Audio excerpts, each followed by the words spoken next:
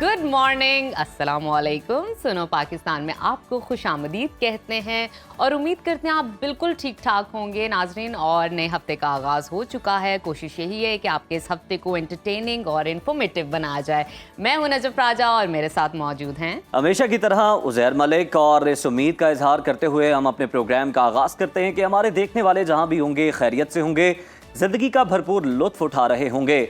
तो जनाब आपके लिए लेके आए हैं हम स्पोर्ट्स इन्फॉर्मेशन और एंटरटेनमेंट से भरपूर शो, जिसमें हम आपको बताएंगे weather, political update, social issues, सितारों की चाल और साथ ही साथ शेयर करेंगे आपके साथ दिलचस्प मालूमात। और इसके साथ साथ आपने करना सिर्फ ये है कि हमारे सोशल मीडिया अकाउंट्स पे जाना है, फेसबुक, इंस्टा को फॉलो करना है, सब्सक्राइब करना है, वहाँ पे कमेंट कीजिए, हमें बताइए क्या आपको अच्छा लगा और क्या आप मजीद देखना चाहते हैं। तो प्रोग्राम में बिला ताखीर सबसे पहले जान लेते हैं मुल्क भर में मौसम की सूरत हाल, जो कि वेदर एक्सपर्ट है नजफ राजा। तो नजफ, तो आइए मौसम की सूरत हाल जानते हैं।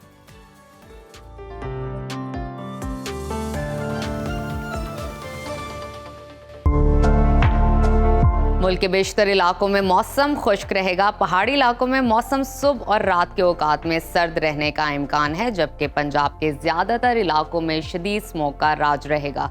मुख्तलिफ शहरों में मौसम की क्या सूरत हाल है, आइए जानते हैं। सबसे पहले रुख करते हैं बुलंदोबाला पहाड़ों और आबशारों की सरजमीन गिलगित बल्तिस्तान का, जहां सूरज और बादलों के दरमियान आंख मचोली जारी रहेगी।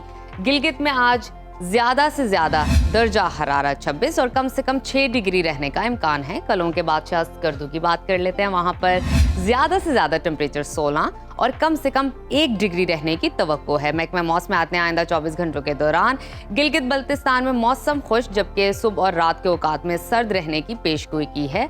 और अब आगे बढ़ते हैं जन्नत नज़ीर वादी आज़ाद कश्मीर की तरफ। तो दारुल हुकूमत मुजफ्फराबाद में ज्यादा से ज्यादा दर्जा हरारत 28 और कम से कम 14 डिग्री रहने की तवक्को है। महकमा मौसमियात ने आइंदा 24 घंटों के दौरान आज़ाद कश्मीर में मौसम खुश्क और सर्द रहने का इम्कान जाहिर किया है। और अब आगे बढ़ते हैं, आपके साथ शेयर करते हैं खैबर पख्तूनख्वा का मौसम, जहां बेशतर अजला में मौसम खुश्क रहेगा। पेशावर की बात करें तो वहां पर ज्यादा से ज्यादा दर्जा हरारत 29 और कम से कम 17 डिग्री रहने का इम्कान है। और अब बात कर लेते हैं सवात की, तो वहां पर ज्यादा से ज्यादा टेम्परेचर 28 और कम से कम 7 डिग्री रहने की तवक्को है।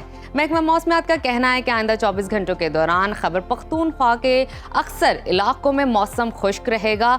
और अब आगे बढ़ते हैं, आबादी के लिहाज से सबसे बड़े सूबे की बात करते हैं, यानी कि सूबा पंजाब की। तो यहाँ पर सबसे पहले लाहौर का जिक्र करते हैं। और लाहौर में ज्यादा से ज्यादा दर्जा हरारत 31 और कम से कम 19 डिग्री रहने का इम्कान है। शहर इक़्तिदार इस्लामाबाद का तस्करा करें तो वहाँ पर कम से कम पारा 16 और ज़्यादा से ज़्यादा 29 डिग्री रहेगा। और मुल्तान में पारा जो है कम से कम 20 और ज़्यादा से ज़्यादा 33 डिग्री रहने की तवक्को है। महकमा मौसमियात के मुताबिक आइंदा 24 घंटों के दौरान पंजाब के बेशतर अजला में मौसम खुश्क रहेगा। ताहम सुबह और रात के औकात में लाहौर, सियालकोट, नारोवाल, गुजरांवाला, शेखुपुरा, कसूर, उकाड़ा स्मोक की लपेट में रहेंगे। फैसलाबाद, सरगोदा, झंग, बहावलपुर, मुल्तान, रहीम यार खान, डीजी खान और गिरदो नवाब में भी स्मोक छाए रहने की तवक्को है। तिब्बी माहिरीन ने शहरियों को एहतियाती तदाबीर इख्तियार करने की हिदायत की है। और अब आपको लिए चलते हैं सुबह बलूचिस्तान की तरफ। तो यहाँ पर बेशतर अजला में मौसम खुश्क रहेगा। दारुल हुकूमत कोयटा का जिक्र करें तो वहाँ पर कम से कम दर्जा हरारत 10 और ज़्यादा से ज़्यादा 28 डिग्री रहने का इम्कान है। महकमा मौसमियात के मुताबिक आइंदा 24 घंटों के दौरान बलूचिस्तान के बेशतर इलाकों में मौसम खुश्क, जबकि पहाड़ी इलाकों में सुबह और रात के औकात में सर्द रहने की तवक्को है। और आखिर में जिक्र करते हैं सुबह सिंध का, जहां दिन भर सूरज आंखें दिखाएगा और गर्मी का राज बरकरार रहेगा। रोशनी के शहर कराची की बात करते हैं, वहां पर दर्जा हरारत कम से कम 23 और ज़्यादा से ज़्यादा 34 डिग्री रहने का इम्कान है। हैदराबाद का जिक्र करें तो वहां पर कम से कम टेम्परेचर 24 और ज़्यादा से ज़्यादा 37 डिग्री रहने की तवक्को है। महकमा मौसमियात ने आइंदा 24 घंटों के दौरान सिंध के अक्सर अजला में मौसम गर्म और खुश्क रहने की पेशगोई की है।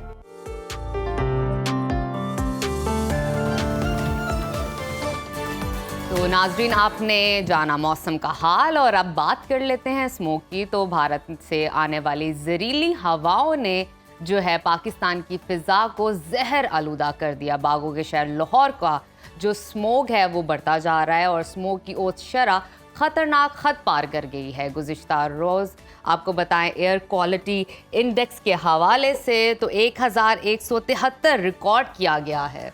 अगर हम बात करें तो शहर के मुख्तलिफ इलाकों में ग्रीन लॉकडाउन भी जारी है, जिसे आप सॉफ्ट लॉकडाउन भी कह सकते हैं। स्मॉग की खतरनाक सूरत हाल के पेश नज़र लाहौर के सरकारी और निजी प्राइमरी स्कूल्स को आज से एक हफ्ते के लिए बंद कर दिया गया है। डीजी माहौलियात ये बताते हैं कि 9 नवंबर तक नर्सरी से 5वीं तक तमाम स्कूल बंद रखे जाएंगे। इसी तमाम दर सूरत हाल पर बात करने के लिए हमें ज्वाइन किया लाहौर से सुरो न्यूज़ की नुमाइंदा दुआ शकील ने। दुआ, सबसे पहले तो ये बताइएगा कि लाहौर में इस वक्त स्मॉग की क्या सूरत हाल है और AQI लेवल क्या है?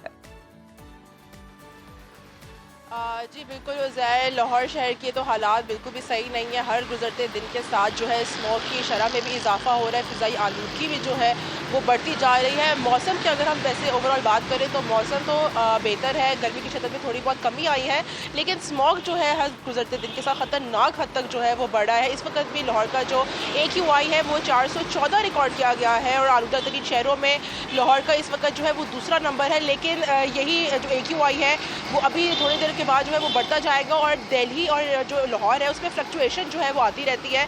फर्स्ट नंबर पे और सेकंड नंबर पे यही दोनों जो है वो शहर चल रहे होते हैं मुल्कों के। तो लाहौर के तो हालात जो है काफ़ी ज़्यादा संगीन है। रिकॉर्ड तोड़ जो है वो AQI रिकॉर्ड किया गया है पिछले कुछ दिनों के अंदर, जहाँ पर लाहौर का एयर क्वालिटी इंडेक्स जो है वो 1000 से जो है ज़ायद रिकॉर्ड किया गया था।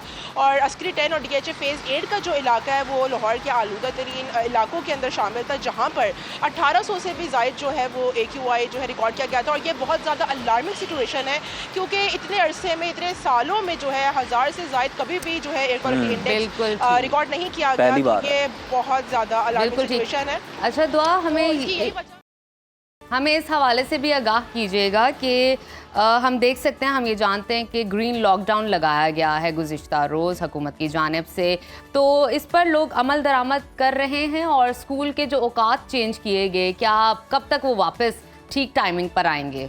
क्या लगता है आपको? अच्छा नजफ, अगर हम ग्रीन लॉकडाउन की बात करें तो पहले तो कुछ एरियाज़ में लगाए गए थे, जिसका चिंची रिक्शा जो था वो बैन था मुकम्मल तौर पर। कमर्शियल जनरेटर्स पर बैन लगा दिया गया था। कंस्ट्रक्शन का जो काम है उसको मुकम्मल तौर पर रोकने की हिदायत कर दी गई थी और रात 8 बजे के बाद जो है बारबेक्यू नहीं हो सकता था। लेकिन कुछ अरसे बाद जब स्मॉग में कमी नहीं आ सकी तो यही इलाके जो है वो बढ़ा दिए गए थे और ग्रीन लॉकडाउन जो है वो 12 इलाकों के अंदर लगा दिया गया था। लेकिन अफसोस की बात यह है कि मैं अभी इस वक्त शिमला पहाड़ी के इलाके में खड़ी हुई हूँ, लेकिन यहाँ पर मेरे सामने खुले आम जो है वो रिक्शे घूम रहे हैं, तो कोई उनको रोकने वाला नहीं है। और जिस तरह आपने स्कूल की टाइमिंग्स की बात की, तो स्कूल की टाइमिंग्स तो बिल्कुल ज़रूरत जो है वो टाइमिंग चेंज कर दी थी। 9:15 बजे जो है वो अब स्कूल लगा करेगा और आज से जो है वो तो प्राइमरी स्कूल गवर्नमेंट और पब्लिक दोनों जो है। दुआ, ये भी बताइएगा, स्कूलों का तो आपने बताया कि स्मॉग से निपटने के लिए क्या हुकूमत के पास कोई हिकमत अमली है इसके सिवा के मसनूई बारिश बरसाई जाए?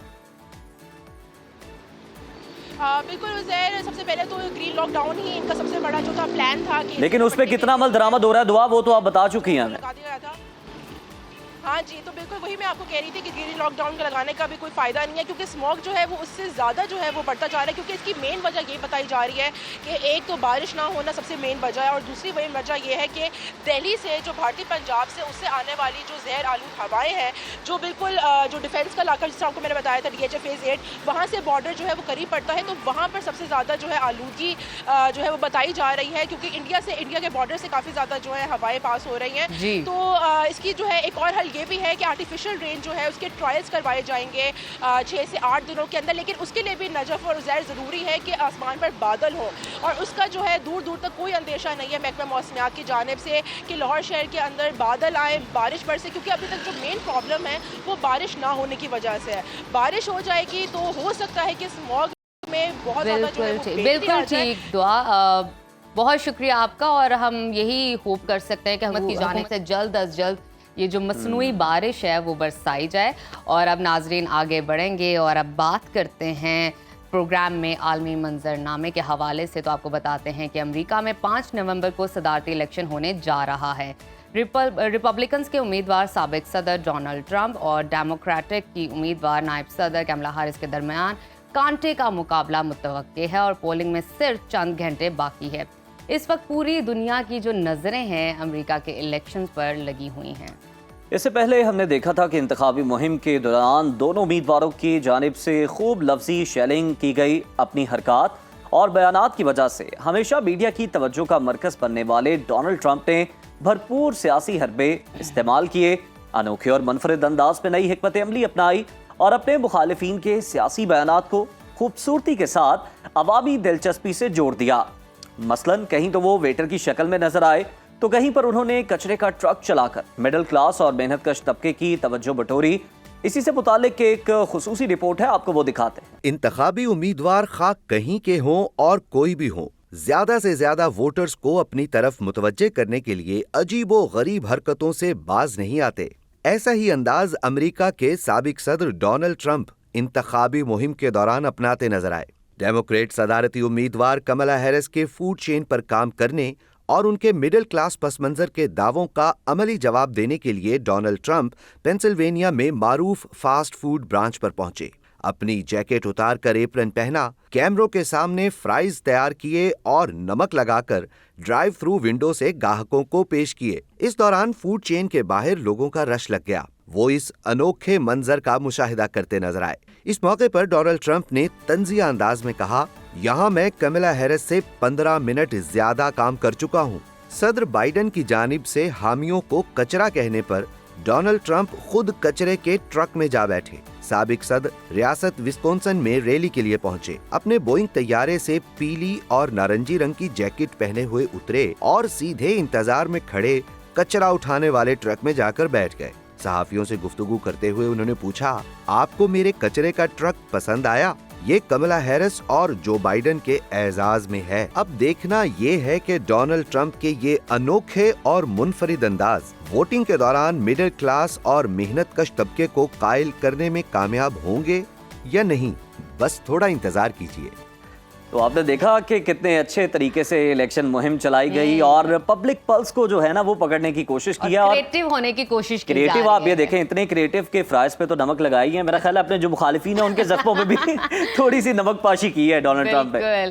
चले आगे बढ़ते हैं, आपको बताते हैं अमेरिका के सदारती इलेक्शन की गहमा गहमी अरूज पर है। तो न्यूयॉर्क से सुनो न्यूज के नुमाइंदे जहांगीर लोधी इस वक्त हमारे साथ मौजूद हैं। जहांगीर, बताइएगा हमें इलेक्शन के हवाले से।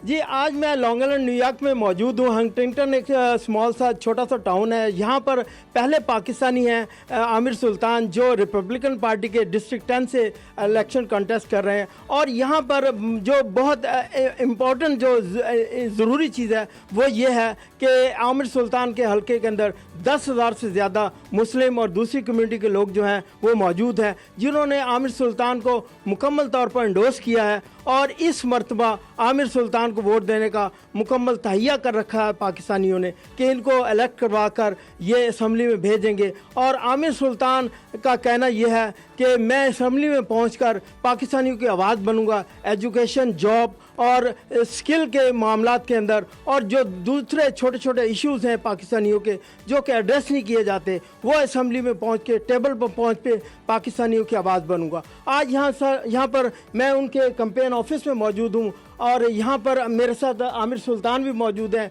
उनकी कैंपेन टीम मौजूद है। यहाँ पर उन्होंने बड़ी अनथक मेहनत की है और उनका कहना यह है कि इस मर्तबा में जीत कर असम्बली में पहुँच कर पाकिस्तानियों की आवाज़ बनूंगा।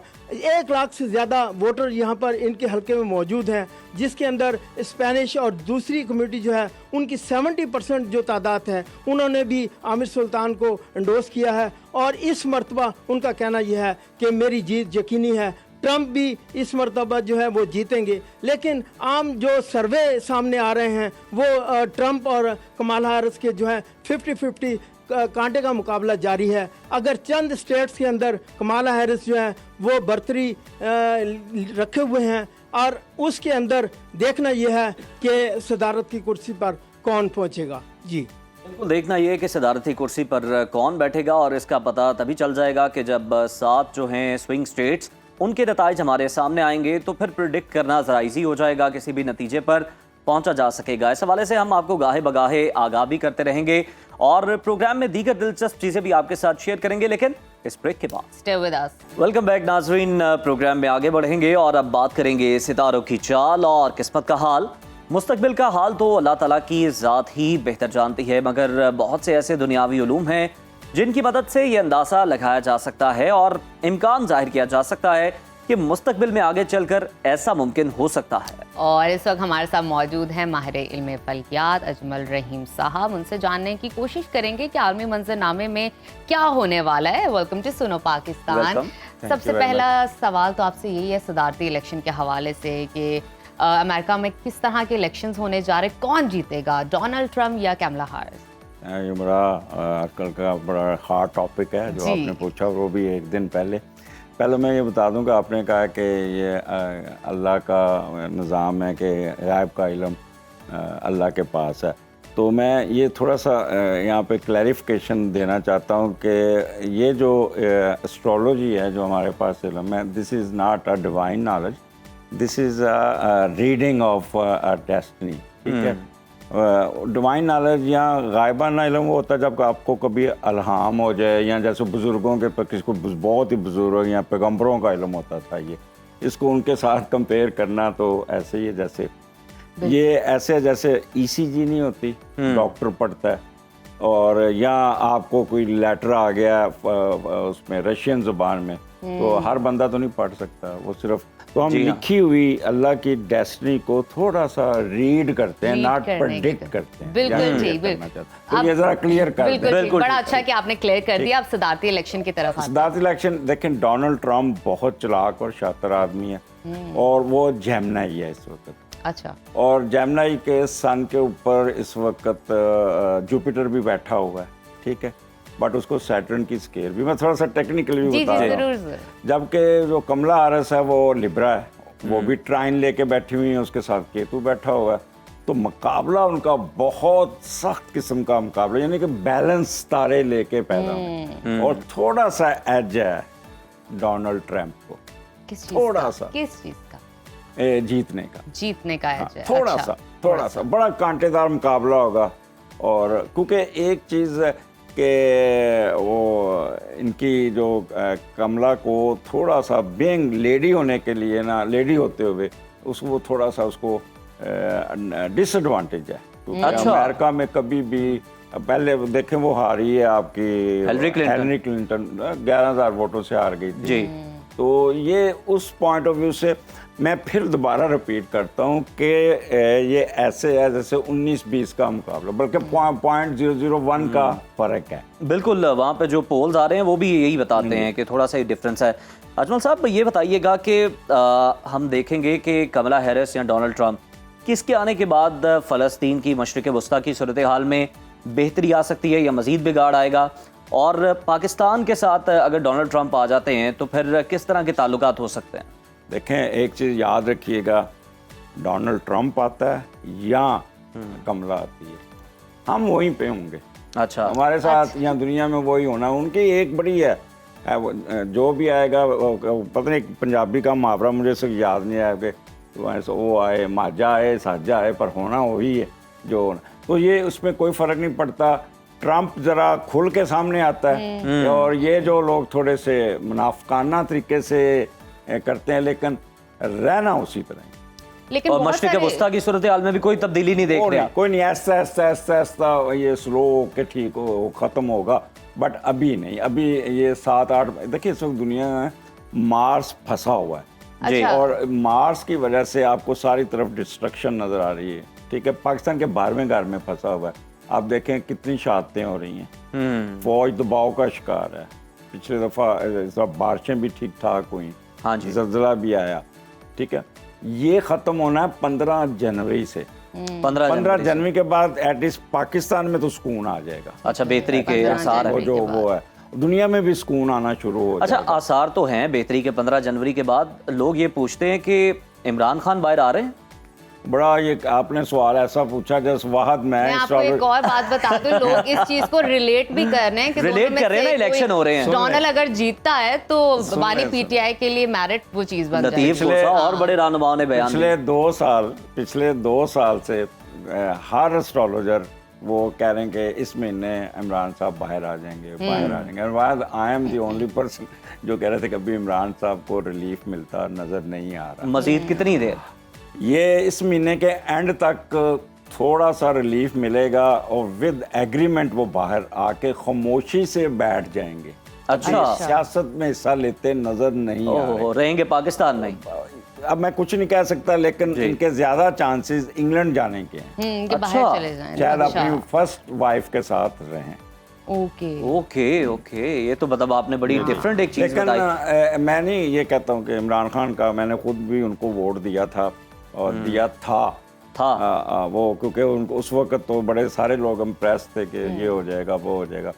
बट अनफॉर्चुनेटली मैंने 2018 में जब उन्होंने हुकूमत संभाली थी तो मैंने उस वक्त कह दिया था कि इमरान खान के जो दुश्मन होंगे ना और कोई नहीं होगा, उनके इर्द गिर्द उनके दरबारी होंगे।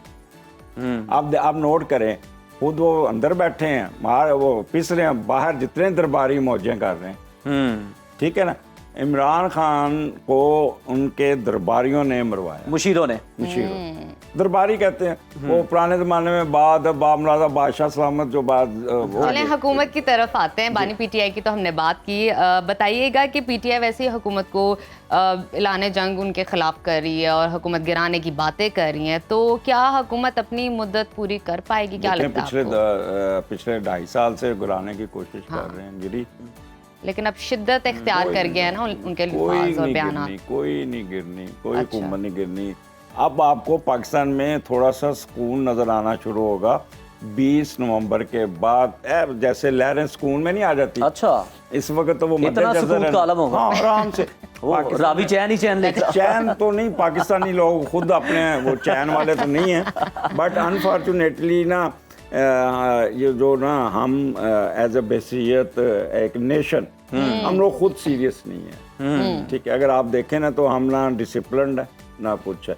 जिस दिन हम लोग ठीक हो जाएंगे हुकूमत भी ठीक हो जाएगी। चले फिर तो इंतजार मेरा ख्याल है कोई थोड़ा तवील हो सकता है। तो जिस तरह आप पहले बात कर रहे थे अजमल साहब कि जो तहरीक इंसाफ है उसमें आप देख रहे हैं कि जो मुशीर हैं बानी पीटीआई के वो इस वक्त मज़े में है, यानी मौज में है। अब ये बताएं कि ये खबरें आ रही हैं कि अलीमा खान उनकी बहन या फिर बुशरा बीबी उनकी अहलिया ये पार्टी को लीड कर सकती हैं, इस तरह के बयान दिए जा रहे हैं। आपको लगता है कि वो क़यादत संभालेंगी पार्टी की? मैंने पिछले एक प्रोग्राम में किया था कि मैंने कहा था कि MQM का क्या हाल हुआ था, वही हाल पीटीआई का। 3-3 लीडर बन जाएंगे, धड़ों में तकसीम हो जाएगी। धड़ों में तकसीम नहीं तो मतलब ये आपको खवातीन लीड करती हुई पार्टी नहीं दिखाई दे रही। देखें, ये सिर्फ बातों की हद तक होगा क्योंकि ये खुद ही एक दूसरे की टांगे खींचते रहेंगे। चले टांगे तो खींचेंगे, मजबूत कौन होगा दोनों में से? कोई भी नहीं होगा, तीनों ही बस अपना रोल अदा करते हैं। पीटीआई का नेक्स्ट पाकिस्तान में मुझे तो फ्यूचर नजर नहीं आता। अच्छा, ये आपका तज्जिया है या आप एस्ट्रोलॉजिकली देखें, पीटीआई सिर्फ और सिर्फ है तो इमरान खान की वजह से। हाँ जी, इसमें तो आपको जो वोट मिला इमरान को मिला, इनको जो इस वक्त टीवी पे वो दाड़े वो तो कहते हैं कि हमने सस्ता तरीन इलेक्शन लड़ा। अच्छा, हमें तो मतलब कैंपेन भी नहीं करनी जब इमरान साहब भी अपना वो नहीं होंगे स्क्रीन में तो फायदा। लोगों ने इमरान को वोट दिया है, इनको नहीं दिया, तो लिहाजा ये जैसे MQM चल रही है अपना ये थोड़ा सा वेट इनका बनेगा, बनता रहेगा। अच्छा बताइएगा, मुल्क में आईनी अदालत बनने जा रही है, आईनी अदालत का सरबराह कौन होगा? आपको क्या लगता है सितारों के हवाले से? जस्टिस मंसूर अली शाह, जस्टिस मुनीब अख्तर और जस्टिस अमीनुद्दीन। अच्छा, मैं थोड़ा सा आज से 2 महीने पहले 3 महीने पहले प्रेडिक्शन की थी मैंने एक चैनल पे, तो उस पर मैंने उन्होंने पूछा कि काजी साहब जो है ना वो लेंगे, तो मैंने कहा था कि काजी साहब ले ले तो ठीक है, लेकिन तीसरे नंबर वाले यहिया अफरीदी साहब जस्टिस बनते हुए नजर आते। अच्छा, ये आपने ये मैंने किया हुआ और उस पे भी और ये किस मंथ में आपने प्रेडिक्ट किया? अगस्त में किया। अब आगे के जस्टिस मंसूर और जस्टिस मुनीब, ये इन दोनों के इस वक्त सियारे जरा सन नेगेटिव बैठे हैं। अच्छा, तो दिस इज द रीजन कि वो जो थे यहिया अफरीदी वो ट्राइन लेके बैठे हुए थे, इसलिए वो बन गए। अब जो चौथे नंबर पे आते हैं कौन, आपने भी नाम जस्टिस अमीनुद्दीन। जस्टिस अमीनुद्दीन, ये इनके चांसेस ज्यादा हैं, बट इसका कोई फायदा फूदा कोई नहीं, जुडिशरी उसी तरह ही चलेगी जैसे पहले चलती है। अच्छा चलें, मेरा ख्याल है कि किसी और तरफ रुख कर लेते हैं हाँ, हम, क्रिकेट की तरफ चलते हैं। आज देखें मैच भी हो रहा है, पाकिस्तान और ऑस्ट्रेलिया का वनडे। क्या लगता है आज का मैच कौन जीत जाएगा? आज पाकिस्तान के उस पे 5वें घर में मून है इस वक्त, अच्छा तो उसका मीडिएटर नेगेटिव बैठा है, तो पाकिस्तान के जीतने के चांसेस थोड़े कम है। थोड़े कम है, कितने थोड़े कम है? ज्यादा जरा थोड़े कम परसेंटेज है में बता दे ताकि क्लैरिटी आ जाए। लेकिन इस वक्त क्योंकि लोग कह रहे हैं कि हम तो मैच देख रहे हैं और हमने आखिर तक देखना, पहले बता दे तो जरा भला हो जाए हमारा। इस वक्त 20 पे 2 आउट हुए हैं। हाँ जी ठीक है, अच्छा। तो ये आखिर तक जाएगा, लेकिन पाकिस्तान अगर पूरे 50 ओवर खेल गया तो ठीक है, नहीं तो पहले तो सीरीज का फिर वो क्या फैसला होगा, आपको क्या लगता है? ऑस्ट्रेलिया सीरीज ऑस्ट्रेलिया ले जाएगा। ठीक है, अच्छा बताइएगा तो हम फिर वो इंग्लैंड वाली फतह पे ही जो टेस्ट में की है उस पे इत्तेफाक करेंगे। उसी वो पे एक खुश छोटा रह सा जाते हैं। पैच था। देखिए मैं फिर एक बात करूं कि पाकिस्तान का जो स्पोर्ट का घर 5वां और 5वें का लॉर्ड जुपिटर नेगेटिव है, तो मैं हमेशा कहता होता हूं कि जो खास तौर पे क्रिकेट जो है ना, हाँ जी। ये हमेशा जुए का शिकार रहेगी।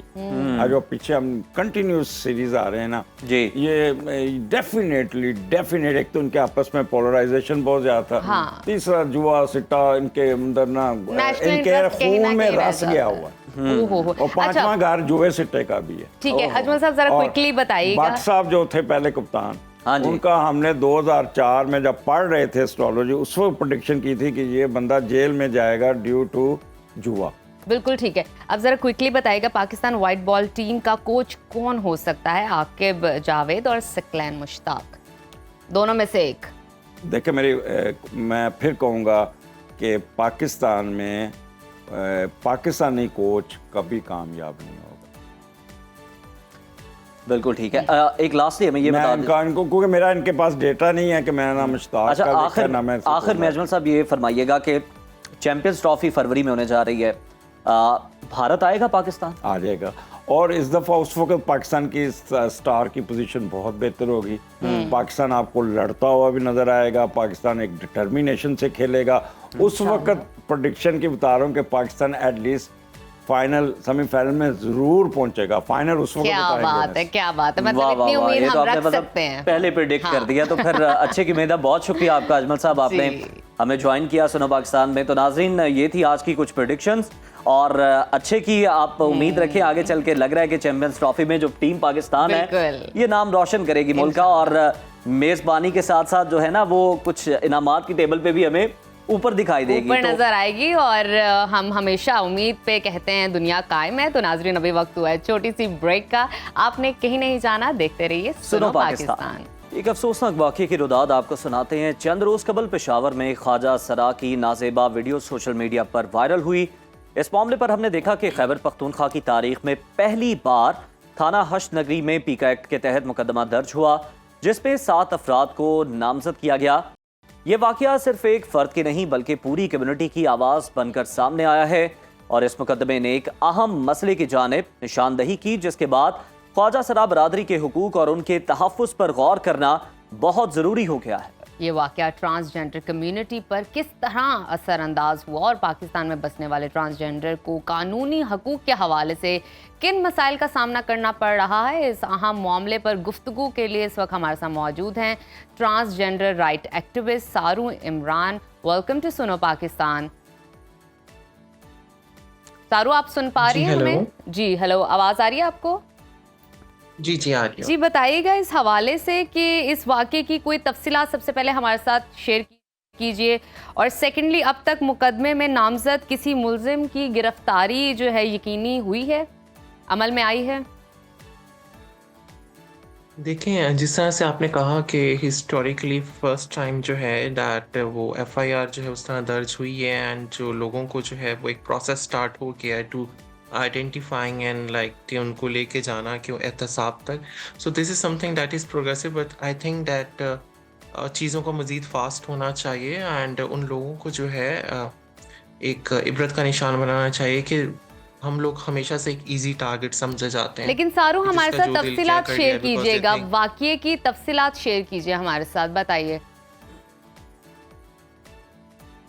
सो बेसिकली अभी जो है लाइक मेरी जो उनसे बात हो रही है डैट उन्होंने जो है लाइक दे सेड के we need to like hold on the things, कि जब तक वो खुद उस चीज़ को डिटेल्स उस तरह से नहीं देती तो like we need to like just hold on for a moment.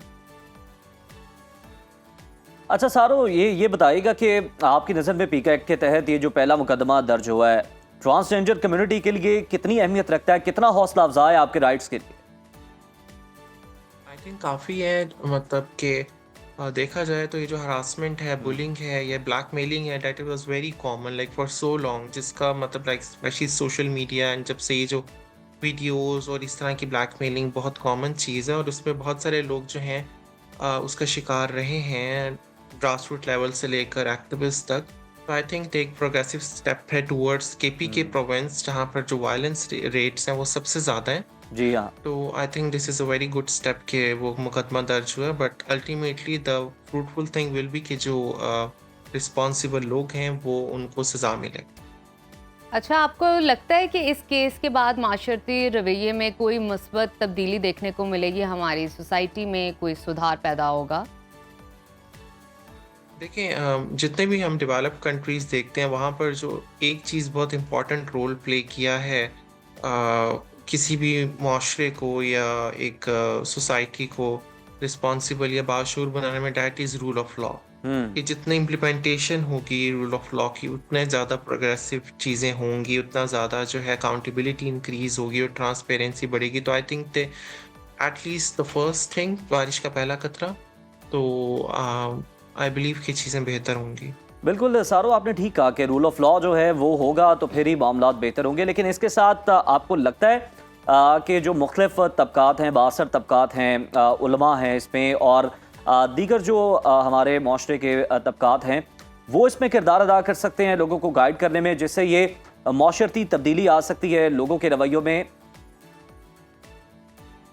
बिल्कुल, जिस तरह से हम स्टेक होल्डर्स की बात करते हैं, जी। चाहे वो पॉलिटिशियंस हों, इन्फ्लुएंसर्स हों या कोई भी हो, उनका एक बहुत इम्पॉर्टेंट रोल होता है एज एन अलाई, कि वो चीज़ों को किस तरह से जो है किसी भी माइनॉरिटी ग्रुप के हक में या उसके अगेंस्ट प्रोवोक करते हैं।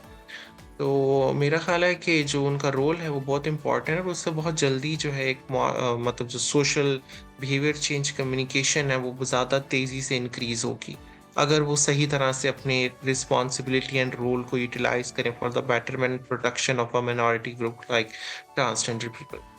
अच्छा सारो, ये भी बताएं कि जो पाकिस्तान में इस वक्त कवानीन मौजूद है ट्रांसजेंडर कम्युनिटी को जो तहफ़्फ़ुज़ फराहम करते हैं, आपको लगता है ये काफ़ी हैं या इनमें मज़ीद कुछ बेहतरियाँ लाने की ज़रूरत है? देखिए, लॉ ज़्यादा होना ज़रूरी नहीं है एज कम्पेयर टू कि जो एग्जिस्टिंग लॉ है उसकी इम्प्लीमेंटेशन कितनी हो रही है। हमारे पास लेजिस्लेशंस तो बहुत ज़्यादा मौजूद होते हैं, इवन अगर हम बेसिक जो कॉन्स्टिट्यूशन ऑफ पाकिस्तान की बात करें, जो कि हर सिटीज़न को बेसिक ह्यूमन राइट्स सब देता है, जिसका वो सिग्नेटरी है UN declaration of human rights का। जी। तो आई थिंक द गैप जो है वो लॉ बनाने में ज़्यादा करने में नहीं है, जो गैप है दैट इज इन इम्प्लीमेंटेशन। आप सारू बिल्कुल और I ठीक think कह रहे हैं अगर कि implementation implementation is very important. अगर आप लॉ बना भी रहे हैं तो एग्जीक्यूशन करना बहुत ज़रूरी है। अच्छा, आपके ख्याल में ट्रांसजेंडर कम्युनिटी के बारे में माशरती बेदारी बढ़ाने के लिए मीडिया कैसे किरदार अदा कर सकता है? मीडिया मेरा ख्याल है एक बहुत इम्पॉर्टेंट स्टेक होल्डर है जो कि एक बहुत अच्छा रोल प्ले कर सकता है। स्पेशली हमने देखा कि बहुत अरसे से, स्पेशली 2018 से पहले तक, जब भी किसी ट्रांस का करैक्टर दिखाया मीडिया ने, कोई भी चीज़ दिखाई, तो उसको एज अ फनी ऑब्जेक्ट दिखाया कि जहाँ भी कुछ किसी लोगों को हंसाना हो तो किसी ट्रांस को एंटर कर दो, उसका रोल डाल दो या उसको वो कर दो। तो आई थिंक कि अब उसको जो है रेक्टिफाई करने की ज़रूरत है मीडिया को, जो कि वो कर भी रहा है। जी बिल्कुल। हमने रिसेंटली बहुत सारी चीज़ों में देखा, इवन सारो, अब हम देख रहे हैं कि ट्रांसजेंडर कम्युनिटी से भी बड़ी अच्छी मिसालें सामने आ रही हैं। मतलब हमारे शो में भी कुछ ऐसे ट्रांसजेंडर मौजूद थे जो कि रिस्क हलाल कमा रहे हैं, कोई उबर चला रहा है, कोई मेकअप आर्टिस्ट है, तो बड़े बाइज्जत तरीके से वो रोज़गार कमा रहे हैं, तो वो भी एग्जाम्पल सेट कर रहे हैं। हाँ जी, तो आई थिंक एग्जांपल्स तो बेहतर हो रही हैं एंड रिसेंटली लास्ट 2-3 साल 5 साल में हमने बहुत ज़्यादा चेंज देखा है एंड विजिबिलिटी भी जो कि पॉजिटिव वे में है। आई थिंक मीडिया को जो है मज़ीद जो है उसको हाईलाइट करना चाहिए जो अच्छी चीज़ें हैं येलो जर्नलिज्म से निकल के। बिल्कुल ठीक है। आपकी राय में ये भी बताइएगा कि माशरती सतह पर किन तब्दीलियों की ज़रूरत है? क्या लगता है कि ट्रांसजेंडर कम्युनिटी को इस दफ़ा आप समझती हैं मुकम्मल तौर पर इंसाफ मिल सकेगा?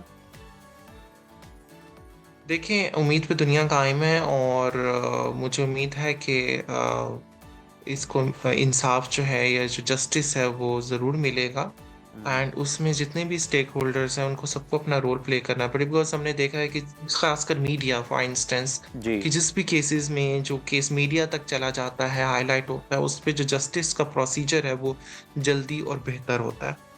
And the second thing is that कि हम जब ओवरऑल एक चेंज की बात करते हैं तो मेरा ख्याल है कि हर इंसान को हमने कभी ये नहीं कहा कि हमें कोई एक्स्ट्रा प्रोटोकॉल मिले या कोई एक्स्ट्रा चीज़ मिले। वी जस्ट वांट इक्वालिटी जिस तरह बाकी इंसान है, ट्रांसजेंडर्स भी इंसान है और उनको इंसान समझा जाए। और अगर समझ भी रहे हैं तो सिर्फ उसको नहीं कि जिसको आप टीवी पे देख रहे हैं या जिसको आप दूर से देख रहे हैं, अगर बिल्कुल। आपके इर्द गिर्द आपकी फैमिली में, आपके यूनिवर्सिटी में, आपके बिल्कुल कॉलोनी ठीक, में अगर बिल्कुल कोई ठीक। ट्रांस है तो उसको भी उस रिस्पेक्ट और सपोर्ट की ज़रूरत है आपकी। बिल्कुल ठीक सारू, आपने बड़े अहम नकात पर हमसे बात की और बड़े अच्छे तरीके से अपने जज्बात का और ख्यालात का इजहार किया। बहुत शुक्रिया आपका। और नाजरीन, अब कुछ बात करते हैं पाकिस्तान की मशहूर फिल्म स्टार और रकासा नरगिस, जिन्होंने अपने शौहर के खिलाफ लाहौर में घरेलू तशद्दुद का मुकदमा दर्ज करवाया। मुकदमे में नरगिस ने ये इल्ज़ाम लगाया है कि उनके शौहर इंस्पेक्टर माजिद बशीर ने इन्हें मुतअद्दिद बार तशद्दुद का निशाना बनाया। इस वाक़े के बाद अदाकारा नरगिस की तस्वीर और वीडियोस भी सामने आई जिनमें उनके चेहरे पर और जिस्म पर तशद्दुद के निशानात वाज़े तौर पर देखे जा सकते हैं, उन्हें झुटलाया नहीं जा सकता। यहाँ आपको ये भी बताते चलें कि आज से कमोबेश तकरीबन 25 साल पहले की ये बात है कि जब 1999 में अदाकारा नरगिस को तशद्दुद का निशाना बनाने का वाक़या रिपोर्ट हुआ था और उस तशद्दुद का इल्ज़ाम भी एक पुलिस इंस्पेक्टर पर ही लगाया गया था। नरगिस पर तशद्दुद के इस ताज़ा वाक़े के पीछे क्या मुहर्रिकात है और मुकदमे की तफसीलात क्या हैं और पुलिस की ये जो तफ्तीश है वो किस हद तक पहुंची है, क्या हक़ाइक़ सामने आए भी हैं या भी सिर्फ तफ्तीश चल रही है, इस हवाले से बात करने के लिए हमारे साथ सुनो न्यूज़ के इन्वेस्टिगेटिव रिपोर्टर हैं मिर्ज़ा रमज़ान बेग। बहुत शुक्रिया मिर्ज़ा। मुझे बताइएगा इस हवाले से कि जो नरगिस का ये केस आया है सामने, इसकी क्या तफसीलात हैं और मुकदमे में नामजद इंस्पेक्टर माजिद बशीर कौन हैं और क्या ये अभी ऑन ड्यूटी हैं? जी बिल्कुल जी, ये माजिद बशीर इंस्पेक्टर पहले कुछ माह पहले जो CIA जो इकबाल टोना है वहाँ पर ये तैनात रहे हैं और उसके बाद ये क्लोज़ हो गए थे और आजकल ये पुलिस लाइन में थे। ये 4 से 5 रोज़ पहले इनका गज़ाला अल मारूफ जो नरगिस अदाकारा है जो इसकी बीवी है, इसके साथ घरेलू झगड़ा हुआ जिस पर इंस्पेक्टर जो माजिद बशीर ने उस पर तशद्दुद किया, जिसकी वीडियो भी मंजर-ए-आम पर आई। जिसके बाद उसका जो भाई है नरगिस का, खुरम भट्टी, उसने 15 पर कॉल की थी कि उसकी बहन को तशद्दुद का निशाना बनाया गया है। इसके बाद मुकामी जो पुलिस है वो मौका पर पहुंचती है और वो सारे हक़ाइक़ जानती है। तो पुलिस जो है नरगिस की जो भाई है उनके बयान पे जो मुकदमा दर्ज किया जाता है डिफेंस C का थाना है वहाँ पर। तशद्दुद के बाद उसका मेडिकल करवाया जाता है जिसमें मेडिकल में आता है कि इसको सर, मुंह और जबड़े पे काफ़ी ज़्यादा चोटें आई हैं। इसके अलावा बाजुओं पर भी, जिस्म पर भी काफ़ी ज़्यादा चोटें आई हैं, उनका मेडिकल करवाया गया है। इसके बाद जो पुलिस ने बयान भी उनके मुलाजिम के जो मौके पर मौजूद। अच्छा रमज़ान बेग, ये बताइएगा कि तहकीकात कहाँ तक पहुँची हैं, क्या इन्वेस्टिगेट किया पुलिस ने अब तक? जी बिल्कुल जी, जब ये FIR दर्ज होगी तो उसके बाद जो इन्वेस्टिगेटिव पुलिस है उन्होंने इन्वेस्टिगेशन की, जिसके बाद ये पता चला कि कुछ जायदाद हथियाने की जो इंस्पेक्टर था वो उस पर ज़िद करता था कि आप जो एक फार्म हाउस है, कुछ दुकानें हैं, कुछ काफ़ी ज़्यादा किनाल के हिसाब से ज़मीन है, वो मेरे नाम करो। और इसी बात पर झगड़ा हुआ और झगड़े के दौरान उन्होंने फिर इस पर तशद्दुद किया और मेडिकल रिपोर्ट में कुंद आले से इस पर तशद्दुद किया गया है और जब उन्होंने इनकार किया तो उसको तशद्दुद का निशाना बनाया गया था। अब इंस्पेक्टर जो माजिद बशीर हैं उन्होंने 18 नवंबर तक अपनी कोर्ट से ज़मानत करवा ली है और अभी वो शामिल तफ्तीश नहीं हुए। जबकि दूसरी तरफ जो नरगिस का जो बेटा है जो कनाडा में है, उन्होंने वहाँ पे एम्बेसी को एक एप्लीकेशन भी दी कि उनका जो वालिद है माजिद बशीर, उन्होंने उसकी वालदा पर तशद्दुद किया, जिस पर आईजी पंजाब को भी आगाह किया गया कि इनके खिलाफ जो है सख्त कार्रवाई की जाए, क्योंकि जिस तरह का तशद्दुद किया गया उसके ऊपर और सोशल मीडिया पर आप देख सकते हैं कि वो वाज़िया तौर पर नज़र आ रहा है। और तहकीकाती टीमें और जो विमेन जो पुलिस है वो भी बाकायदा तौर पर नरगिस के घर जाकर उनके बयानात। अच्छा मिर्ज़ा रमज़ान बेग, एक मौक़िफ़ ये भी आ रहा है कि जो पुलिस इंस्पेक्टर हैं वो उनका ये कहना है, उनका ये मौक़िफ़ है जिसको लोग सेकंड कर रहे हैं कि उन्होंने जायदाद के मामले पर कोई तशद्दुद का निशाना नहीं बनाया, उनका कोई झगड़ा था जिस पर तशद्दुद का निशाना बनाया और वो तो मतलब पुलिस अफसर तो खुद अपने नाम पर जायदाद नहीं लिखवाते, वो तो बल्कि दूसरों के नाम पर करवाते हैं कि हमारे नाम पे शो ना हो जायदाद। देखिए जी, मैं उसी तरफ आ रहा हूँ। जो इंस्पेक्टर माजिद बशीर है उसने 2 रोज़ पहले ये अपना बयान भी दिया कि जो मेरी बीवी है बा किरदार है, घरेलू झगड़े मियाँ बीवी में होते रहते हैं, उनका ये मौक़िफ़ है, ठीक है, कि इसमें कोई ऐसा जो लोग उछाल रहे हैं इसको और जो बाकायदा तौर पर इस पर जो उसकी बीवी जो नरगिस है आए रोज़ उनके हक़ में बातें कर रही है, उनके ख़िलाफ़ जो कुछ उनके हक़ में हैं कुछ उनके ख़िलाफ़ हैं। तो उन्होंने वाज़ेह तौर पर एक बयान दिया था कि ये मेरी बीवी और अभी भी निकाह में है, तो घरेलू झगड़ा होता है, वो बाकिरदार है, बड़ी उन्होंने उनकी तारीफ़ की थी। लेकिन दूसरी तरफ ये भी देखा जाए जो नरगिस की जानब से इल्ज़ामात उन पर लगे हैं वो ये लगाए गए हैं कि अब तक मेरा शोहर मुझसे 70 करोड़ रुपया खा चुका है। ये नरगिस का इल्ज़ाम है, ये हम नहीं कह रहे। अच्छा रमज़ान, ये बताइएगा कि इससे पहले अगर माजी में हम देखें कि माजी में एक बार हुआ था पहले भी कि एक पुलिस अफसर के तशद्दुद का निशाना बनी थी नरगिस, तो आपको लगता है कि इस बार उनको इंसाफ मिल पाएगा? देखिए जी, इस जो वाक़े को खुद आला अफसरान देख रहे हैं और उन्होंने जो तफ्तीशी अफसरान हैं उनसे इस हवाले से मीटिंग भी की और उन्होंने ये कहा कि ये मेरिट पर जो तफ्तीश बिल्कुल मेरिट पर, और हम उम्मीद करते हैं कि खातून वज़ीर आला हैं मरियम नवाज़ तो एक इंसाफ ज़रूर मिलेगा। तशद्दुद केस में बेशक मियाँ बीवी का बाहमी मामला है, झगड़ा हो जाता है, लेकिन इस कदर बेईमाना तशद्दुद का निशाना जो विजुअल्स हैं वो देखे नहीं जाते। तो देखते हैं कि इस केस में क्या इंसाफ होता है। अभी एक ब्रेक शामिल करते हैं, आप कहीं मत जाइए, देखते रहिए सुनो पाकिस्तान। तो नाज़रीन, बहुत हो गई संजीदा गुफ्तगू, सियासी मामलात, आलमी मंजरनामा, एंटरटेनमेंट की बात करते हैं जनाब। तो सुनो न्यूज़ का एक नया शाहकार आने को तैयार है। सुनो न्यूज़ अपने प्लेटफॉर्म से एंटरटेनमेंट की दुनिया में एक बड़ा इजाफा करने जा रहा है और अपने नाजरीन को सीरियस कंटेंट के साथ साथ अब तफरीह का भरपूर मौका भी मुयस्सर आ सकेगा। और ये शाहकार है क्या और इसमें नाजरीन के लिए कौन सी एंटरटेनमेंट होगी? और इस वक्त प्रोग्राम की जो मेज़बान है हमारे साथ मौजूद है, एंटरटेनमेंट की दुनिया की पहचान है वो, हिना न्याजी हमारे साथ है। बहुत ही मज़ा आने वाला है। इनसे मुलाकात से पहले हम जाएंगे प्रोमो, देखते हैं, लेट्स हैव अ लुक।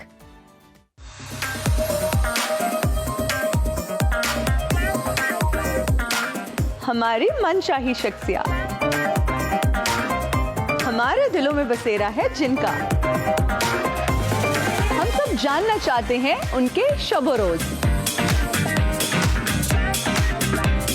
कुछ अनकही बातें दिलों में कैद, कुछ राजो न्याज, शरारतों और कॉमेडी से भरपूर प्रोग्राम। सुनो तो सही, सिर्फ सुनो न्यूज़ पर। क्या बात है जनाब, आपने टीजर देखा है? सुनो तो सही। इतना ड्रामा, इतनी ब्यूटी, इतना ग्लैमर, मतलब प्रोमो ही देख लेते हैं। हिना कैसी पूरा हैं पैकेज आप? है, पूरा पैकेज है उसमें। अस्सलाम वालेकुम, वालेकुम वेरी अस्सलाम। Very happy good morning. आप सबको मेरा सलाम to you. And thank you so much for having me on your show.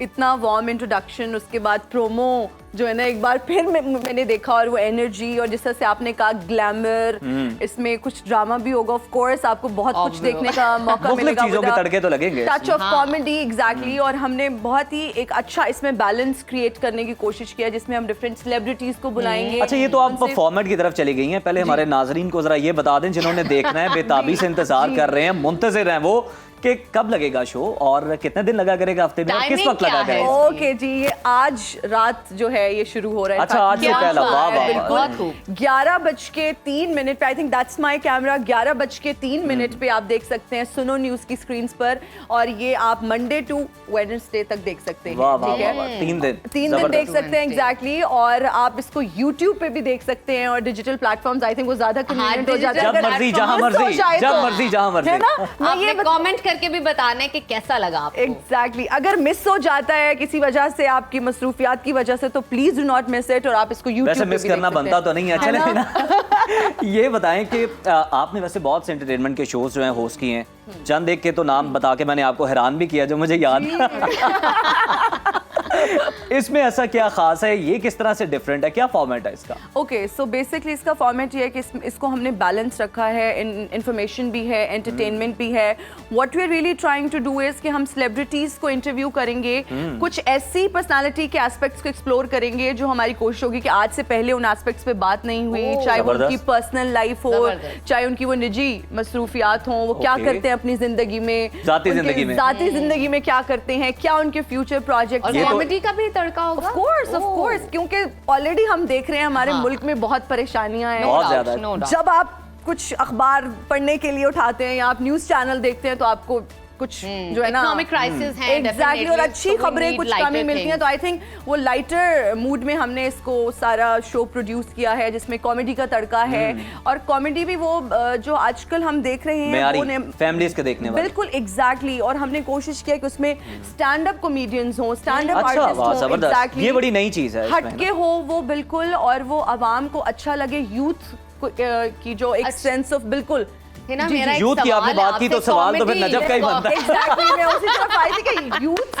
को जो है ना अच्छा कंटेंट देने वाले हैं। अच्छा, है ना, यूथ के मसाइल नजब से बेहतर कोई नहीं जान सकता। बहुत शुक्रिया आपका। हमने बूढ़े लोगों को भी कैटर करने की भरपूर कोशिश की है। अच्छा, है ना, मुझे ये बताइए कि आपने कॉमेडी शोज किए हैं और आपने बड़े अच्छे अच्छे कॉमेडियंस के साथ काम किया, कितना मुश्किल होता है कभी कभी उनकी पंजाबी को रिसीव करना, उनके जोक्स को रिसीव करना, और क्या कभी ऐसा हुआ है समझ आती है या लेट समझ आती है? नहीं, क्या ऐसा कभी हुआ है कि कोई किसी ने जोक किया और आपको समझने पर आपने हंस दिया है? अच्छा, बिल्कुल, ये बड़ा इंटरेस्टिंग सवाल है। सबसे पहले तो मैं देखने वालों को ये भी बताना चाहूंगी कि कॉमेडी जो जॉनरा है ये बहुत मुश्किल है। लोगों को लगता है कि कॉमेडी शायद बहुत आसान है और हंसना भी बहुत ही आसान है, हालांकि मुश्किल तरीन कामों में से। यस, और किसी को हंसाना और फिर हंसना, I think this is one of the most difficult tasks. I swear, Hina, और I have been through this and it's very tough. कि Yes, कभी-कभी आपको exactly. समझ नहीं आ रही कॉमेडी, पर आपने लाफ्टर देना है। कभी-कभी नहीं, 5 मिनट बाद आ जाती है। तब तक लाफ्टर आता है गुजर चुका ना, है। समझ आती है कि आ गया। अच्छा, मेरा ये होता है कि I have a very Babli personality, तो मैं यूजुअली भी Positive as well. Yes, thank you so Yes, much. yes. तो मैं एंजॉय करती हूँ, क्योंकि मैं खुद सराइकी हूँ, पंजाबी सराइकी, मुझे समझना बिल्कुल मुश्किल नहीं लगता उनके जोक्स। अच्छा, मुश्किल क्या लगता था इनिशियली, जब हिना नियाज़ी को मुश्किल क्या लगता है? लाइन निकाल लें, बताएं ना। जब आपकी पर्सनालिटी को मतलब बहुत सारे लोग ऐसे होते हैं जो टारगेट कर रहे होते हैं, जो कुछ जोक्स होते हैं जो जरा पर्सनल हो जाते हैं। अल्हम्दुलिल्लाह I been working with a lot of good people, लेकिन कुछ ऐसे लोगों के साथ भी पास्ट में काम किया, कुछ और चैनल्स की मैं बात करूँ यहाँ पर, तो ऑफ कोर्स मेरा एक्सपीरियंस इज वंडरफुल। लेकिन शुरू में व्हेन आई वाज, उसका बड़ा असर पड़ता है। Exactly, when I was new in this field और आपको उतना पता नहीं होता, आपको समझ नहीं होती, तो कुछ ऐसे पर्सनल जोक्स होते हैं जो आपको घर जाके समझ आते हैं। एग्जैक्टली, घर जाके भी नहीं आते। ये कहा था जब फ्रेंड्स के मैसेजेस आ रहे होते हैं कि ये कहा है ओह तुमने? My God, so embarrassing. तो फिर भी हंस रही थी, तो बंदा सोचता है यार अच्छा ये हो।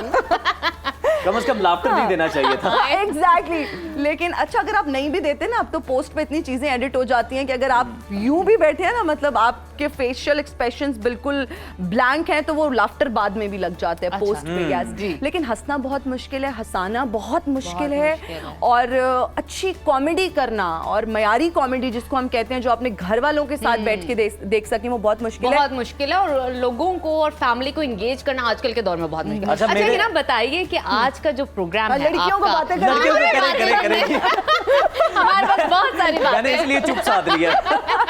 आप सिर्फ लाफ्टर दे आज अच्छा थोड़ा सा मुश्किल है लेकिन मैं करता हूँ। अच्छा है ना, मुझे ये बताइए कि जरा क्यूरोसिटी जनरेट करते हैं अपनी ऑडियंस के लिए Okay. कि क्या है आज की एपिसोड के अंदर जो लोग आपका आज जाके प्रोग्राम देखें कि भाई ये देखना है आज और अच्छा, जरूर देखना बहुत है। क्योंकि सामिया खान एस्ट्रोलॉजर हैं Okay. जी she is an amazing woman और वो आज हमारे शो में गेस्ट थी। अकरम उदास साहब हमारे गेस्ट थे, तो कुछ ऐसे एक्सपीरियंसेस हमने शेयर किए। It's just not about comedy, और कॉमेडी के अलावा हमारी शो में ये भी कोशिश होगी कि what we are taking home, what people are taking home, इसमें से क्या कंसीव कर रहे हैं, इसमें से क्या रिसीव कर रहे हैं, क्या एब्जॉर्ब कर रहे हैं। तो अकरम उदास साहब ने अपनी कुछ ऐसी कहानी हमारे साथ शेयर की जो कि बहुत मैं कहती हूँ कि we all got very emotional, और वो इनिशियली रिलक्टेंट थे उस चीज़ के बारे में बात करने में, बताने में, शेयर करने में, because it needs lots of guts जब आप अपनी पर्सनल स्ट्रगल आके बताते हो ऑन स्क्रीन लोगों को। लेकिन उन्होंने बताई, यानी वो बिल्कुल अपने नाम की तरह उदास ही कर गए हैं इस बार। उदास कर गए, एग्जैक्टली है ना, मेरा ख्याल है ज्यादा इंतजार नहीं करवाते। जो आज आपका फर्स्ट एपिसोड ऑन एयर होना है उसका टीजर जो है वो लोगों के साथ शेयर करते हैं। श्योर। आप लोग देख रहे हैं प्रोग्राम सुनो तो सही। हाथ देखते हैं, फेस पढ़ते हैं, क्या करते हैं? जानना क्या चाहते हैं ये कि जानना दूसरी शादी कब होगी? नहीं नहीं, दूसरी पहली नहीं हुई अभी तक, तो दूसरी तो ਕਾਕਾ ਨਾ ਕਰੋ ਮੇਰੇ ਬਿੱਲ ਦਾ ਕੁਛ ਕਰੋ। मैं क्या करूं? ਹਾਂ ਇਹੋ ਜੀ ਕੁੜੀ ਪਹਿਲਾਂ ਪਹਾੜ ਤੇ ਚੜ੍ਹਦੇ ਨੇ ਫਿਰ ਉਰਦੂ ਚ ਕਹਿੰਦੀ ਹਮ ਕੈਸੇ ਉਤਰੇ। बागे विच आया करो ताकि शीशा में देनिया तुसी लशकाया करो। 2025 में कौन सा वाकया रूनुमा होने के ज्यादा इम्कान है? देखिए, बिलावल की शादी भी एक्सपेक्टेड है। मेरे मत्थे दियां लकीरां वेख के दसो कि मैं सकरम दी उदासी दूर कर सकां।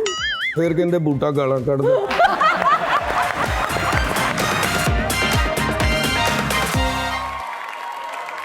क्या बात है भाई, हमने पूरी कोशिश की है और मैं भी बहुत एक्साइटिंग हो गई हूँ इस एपिसोड को देखने के लिए। हमारा तो काम खत्म हो जाएगा, हम आराम से इवनिंग के अंदर, नाइट के अंदर इस शो को एंजॉय कर सकेंगे। अच्छा हिना, बताइए इस प्रोग्राम के हवाले से और भी कि किस तरह, क्या इंडोर ही होगा, आउटडोर होंगी, मजीद कोई स्पाइस जो आप फर्दर ऐड ऑन करना चाहेंगी? अगर सारी स्पाइस मेथे दे देंगी तो मेरा शो कौन रखेगा? हमने भी तो कुछ निकलवाना हमारे भी तो शो का कुछ ख्याल करें ना, है ना। देखें आप हमारा भी सुबह ख्याल सुबह उठ के आई हैं, कितना जहमत वाला काम है, आप खुद बताएं। नहीं, इट्स एन ऑनर। ओके जी, बताना ये चाहूँगी कि हम इसमें यंग टैलेंट को प्रमोट कर रहे हैं, हम रॉ टैलेंट को प्रमोट कर रहे हैं। वो तमाम लोग जो इस वक्त हमारा शो देख रहे हैं और वो अगर ये समझते हैं कि उनमें ये टैलेंट है, वो गाना अच्छा गाते हैं, वो एक्टिंग करना चाहते हैं, वो मिमिक्री करना चाहते हैं, वो स्टैंड अप कॉमेडी करना चाहते हैं, तो दे कैन कॉन्टैक्ट अस। हमारा प्लेटफॉर्म उनके लिए हाजिर है। यूजुअली इस तरह के शोज में नहीं होता ऐसा, लेकिन हम यंग रॉ टैलेंट को प्रमोट करें। और आज के एपिसोड में आपको एक ऐसा गाना भी सुनने को मिलेगा, बहुत ही जबरदस्त आवाज आपको सुनने की मिलेगी, बिल्कुल। And he is a very young multi talented singer. अच्छी बात है ना। देखें, यूथ को तो पहले ही जो किसी ना किसी उनको पास टैलेंट मौजूद है, लेकिन उन्हें प्लेटफॉर्म की तलाश थी। तो अब मेरा ख्याल है उनकी तलाश खत्म हो गई, आज उन्हें प्लेटफॉर्म मिल गया है ना। आपके शो से मुतालिक ना एक जुमला मेरे जहन में आ रहा है, गर्दिश कर रहा है जी। कहीं अनकही सुनो तो सही। अच्छा, अच्छा ये वो वायलिन बजा ये अभी आया मेरे जहन में ना। तो ये बताएं कि जो आपने कही वो तो लोगों ने सुन ली, बड़ी देर से सुन रहे हैं। अनकही कौन कौन सी है जो आप कहने वाली है? आई थिंक अनकही जो है वो हमारे गेस्ट से हम एक्सपेक्ट कर रहे हैं कि वो जो पहले वो नहीं कह पाए या उनको ऐसा प्लेटफॉर्म नहीं मिला, या वो अपनी स्टोरीज, मैंने जैसा कि पहले भी अर्ज की कि ये सिर्फ कॉमेडी इसमें नहीं है, या इसमें सिर्फ देखिए वो तो हल्ला आपके गुल्ला नहीं है। वैसे कथा कलामी की माजरत, मैं आपको इंटरप्ट कर रहा हूँ, वो तो आपके गेस्ट जो है ना वो करेंगे, लेकिन आप भी तो कंट्रीब्यूट करें। आज आप मेहमान हैं। आप मेहमानों पे डाल के बड़ी जिम्मा ना हो। आपको मेरा शो देखना वो तो हम देखेंगे, वो हमने कमिटमेंट कर लिया आपसे, हम जरूर देखेंगे। Yeah so you will have to watch my show इंशाल्लाह, और उसमें आपको बहुत डिफरेंट चीजें, डिफरेंट एस्पेक्ट्स नजर आएंगे। आपको मेरी भी पर्सनालिटी के डिफरेंट शेड्स उसमें नजर आएंगे। क्या so do watch it. Yes, ये भी ठीक है। अच्छा, अब मुझे ये बताइएगा कि आपको ऐसा क्यों लगा है ना कि इस तरह का डिफरेंट फॉर्मेट की जरूरत है जो अब तक टेलीविजन पे या दूसरी स्क्रीन पे हम नहीं देखते हैं, जिसमें आप टैलेंट भी प्रमोट कर रहे हैं, कंपैरिजन भी किया होगा दूसरे ड्रामा shows भी का। है, कॉमेडी भी है, फिर थोड़ा सा आप उनकी सैड लाइफ को और वो जो डेप्थ लाइफ है उसको भी टच कर रही हैं। ओके, सो बेसिकली इस फॉर्मेट के शोज ऑलरेडी हम देखते हैं डिफरेंट स्क्रीन्स पर चल रहे हैं, but what we are trying to do is and what is different and what makes it stand out from the other shows is कि ये शो में हमने जिस तरह से आपको बताया कि हम रॉ टैलेंट को प्रमोट कर रहे हैं, फिर हम लोगों की ज़िंदगी में उन एंगल्स पर बात कर रहे हैं जिनमें उससे पहले बात नहीं की गई या वो करने में कंफर्टेबल नहीं थे, और वो आई थिंक आप जब तक आपका गेस्ट आपके साथ उस कंफर्ट जोन में नहीं जाता, वो जेलिन नहीं हो पाता, वो आपके साथ रेजोनेट नहीं कर पाता एक लेवल पर, वो अपनी स्टोरी या जिस स्ट्रगल से वो गुजरे। ना आपने अभी कुछ देर पहले मुझे ये बताया कि रॉ टैलेंट जो है हम उसको प्रमोट करेंगे। आज के शो में किस तरह का रॉ टैलेंट सिंगर भी है, लेकिन आप तो बड़ी पॉलिश सिंगर हैं, वो भी सराइकी की। देखिए, और आज खुशी का मौका है, आज तो इनकार हो ही नहीं सकता। देखिए, आज हम इनकार नहीं देखिए, आज आप नो मत बोलिए, आज आप कुछ भी गुनगुना दें सराइकी में। देखें हमारी मैं यहाँ पे क्लैरिफाई कर दूं, बहुत अच्छे सुनवैया आई एम श्योर बैठे होंगे जो इस वक्त शो देखते हैं और देख रहे होंगे। I am not a singer, I wish I could sing. हम ये नहीं कह रहे आप सिंगर हैं, लेकिन सराइकी में कुछ तो गुनगुना देना। नहीं सकती, अगर मैं गुनगुना सकती तो मैं जरूर, मैं तर्जुमा करने की कोशिश करूंगा। आप लोग अगर मेरा साथ देते ना, होता ना थोड़ा बहुत। चले, हम आपका साथ देंगे। हमारा साथ मत मांगे, मैं आपको एडवाइस कर रही हूं, काम खराब हो जाएगा। हिना, जितना साथ हो सका हम देंगे आपको। चले यार, तुम कोशिश तो करें, कोशिश करने में क्या डाल दिया आप लोगों ने मुझे। कोई बात नहीं, मुश्किल के बाद आसानी है। मुझे सीरियसली नहीं आता गाना, मैं सोचूं मैं आप लोगों को क्या सुनाऊं। अच्छा, कोई आपका सराइकी ना आप टायर बड़ा खूबसूरत है, कोई टप्पा हो जाए इस हवाले से। कोई बात नहीं, मैं गाना नहीं चाहती। देखिए, सुबह सुबह लोगों का इतना कुछ भी ढोला सानू प्यार दिया नशेयां ते लाके हुण साड़ा जानू नहीं बनदा। हाय हाय हाय हाय, देखिए ये जो चंगे भले हंसे सारी जिंदगी विच जाके हुण सारा जानू नहीं बनदा। हाय हाय हाय, जानू नहीं बनदा ते बन। I think that's all I know Saraiki से। हाँ, अच्छा, सिर्फ इतना ही आपको? अब ये काली नहीं है कमीज, वरना मैं इनको डेडिकेट कर देती थी। कमीज तेरी काली, तेनू लेके जाना है मियां वाली। अच्छा, देखिए ना, पहले आप कह रही थी कि खवातीन की डिस्कशन, तो अब आप क्यों नहीं पार्टिसिपेट कर रहे? मैं कर रही हूँ, लेकिन मैं चाहती अब आप करें, आप भी गाएंगे। ना डर जाए मेरी आवाज से, और मैं पार्टिसिपेट नहीं करना चाहती गाने में। नहीं नजब, आप नहीं, इस तरह नहीं होगा। क्यों है ना, पहले बात हो गया, कुछ तो होना चाहिए नजब। वो कहते हैं ना, अभी हमारे शो में भी आपने टप्पा एक सुना होगा, बागे विच आया करो, कंघी शीशा में देनी आ तुसी लश्काया करो। अब मैं तो नहीं बोल सकती। अभी हिना कह रही थी मैं नहीं गा सकती। ना, ये आपने नाना करते इतना अच्छा कर दिया। इतना एक्यूरेट। मेरा ख्याल है अगर आप विलिंगली करें ना तो बहुत अच्छा हो सकता है। मैं कभी प्रैक्टिस करके आऊंगी। वैसे आप कभी ट्राई करें सिंगिंग। आप चेंज ना करें। अच्छी है, आवाज अच्छी है ना, बुरा फीडबैक ना, जब को कहीं आप चेंज ना करें। हमारी बात वहीं पे है, हम घूम फिर के वहीं आएंगे। अच्छा, अभी आगे बड़े सेगमेंट है, लोगों ने भाग जाना है। यू नो व्हाट, मैंने कोशिश की है और इतना बुरा फीडबैक आया है कि लोगों ने हाथ जोड़े कि देखो कुछ करो, गाया मत करो। देखो प्लीज, तो मैं ये जुल्म करना ही नहीं चाहती कि मैं गाऊं सुबह सुबह। प्लेजेंट है मॉर्निंग सबकी। I don't want to ruin anybody's day, so I think I'm okay, I'm good. नहीं, खराब तो बिल्कुल नहीं होगा। आज तो दिन बन गया है ना, हमारे शो पर आई है। अच्छा हिना, मुझे ये बताइए कि ऑब्वियसली जब भी आप आती हैं, बड़े जैसे कि उजैर ने कहा, बहुत पॉजिटिव वाइब है, बड़ा लाफ्टर होता है, जहाँ से गुजरे पॉजिटिविटी फैलती जाती है। तो अपने व्यूअर्स को क्या एडवाइस करना चाहेंगी regarding your show, regarding that platform? Okay, so I would just request them all to watch this show because we are bringing something really different. और अगर मैं सब कुछ यहाँ बता दूंगी कि क्या क्या है, तो सस्पेंस का जो एलिमेंट है या वो जो क्यूरियोसिटी होती है ना, कि आप देख के वो खुद फैसला कर सकते हैं हमारे व्यूअर्स, और आई एम श्योर उनको बहुत अच्छा लगेगा शो। यंग यूथ को हमने, यंग लोगों को केटर करने की कोशिश किया, यूथ को सोशल मीडिया पे क्या होता रहता है। हमारे बारे में बात की और हमारा जो हमारे बारे में हमने अपने एज ग्रुप को केटर करने की अंजुमन कोशिश सताई से बामी बन गई है यहाँ पे। आज नहीं, चेयर पीछे हट गई। लेकिन आप देखिए, आप परेशान ना हो। हमने 80s में जो लोग हैं, जो 70s में उनको भी हैं, कैटर किया, हमने उनको भी केटर करने की कोशिश की है। 95 वालों का भी कुछ सोच। चल थैंक यू सो मच है ना, हमेशा की तरह आपके बहुत साथ अच्छा बातचीत लगा। करते हुए जो है ना वक्त का हमें अंदाजा ही नहीं हुआ और बड़ा अच्छा लगा आपके बड़ा साथ। ऐसे लगता है लाउंज में बैठ के अपना वो है ना, शुगल और गपशप हो फन रही हो रहा है। है, चिल चल रहा है। हम बिल्कुल शो बहुत देखेंगे और शुक्रिया। आपको जो है ना पिक्चर लेके भेजेंगे भी कि जी हम देख जरूर, रहे आई हैं। Be waiting, please do thank you so much है ना for Thank you joining so us much. Early morning. हाँ। तो मेरा ख्याल है कि जो हमारी ऑडियंस है ये लाजमी शो को देखे बिल्कुल, Monday to Wednesday। Monday to Wednesday और Yes। 11 बजे, बल्कि 11 आप 11:03 का ज़हन में रखें क्योंकि हेडलाइंस की भी ब्रेक जो है आप ना एक ना काम वो भी कीजिए, शामिल रखें। 10 बजे टेलीविजन ऑन कर दीजिए और 10 सुनो बजे? न्यूज। 10 बजे? हाँ तो अच्छा। लगा रहेगा, तो फिर 11 भी बज जाएंगे, फिर आप ऐसे भी नहीं कह सकते कि यार मैं भूल गया था। Exactly। तो देखते रहिए सुनो पाकिस्तान। और नाज़रीन अभी वक्त हुई छोटी सी ब्रेक का, Stay आपने with us। कहीं नहीं जाना, देखते रहिए सुनो पाकिस्तान।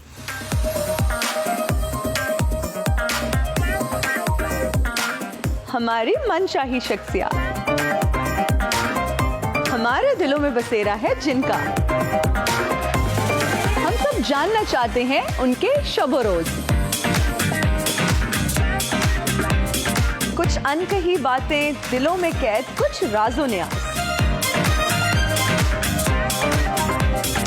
शरारतों और कॉमेडी से भरपूर प्रोग्राम। सुनो तो सही, सिर्फ सुनो न्यूज पर। वेलकम बैक टू सुनो पाकिस्तान। तो नाजरीन अब बात करते हैं कुछ ट्रेनिंग के हवाले से, बिहेवियर के हवाले से। बड़ी इंटरेस्टिंग स्टोरी आपके साथ शेयर करने वाली। उज़ैर आप भी ज़रा सुनिएगा।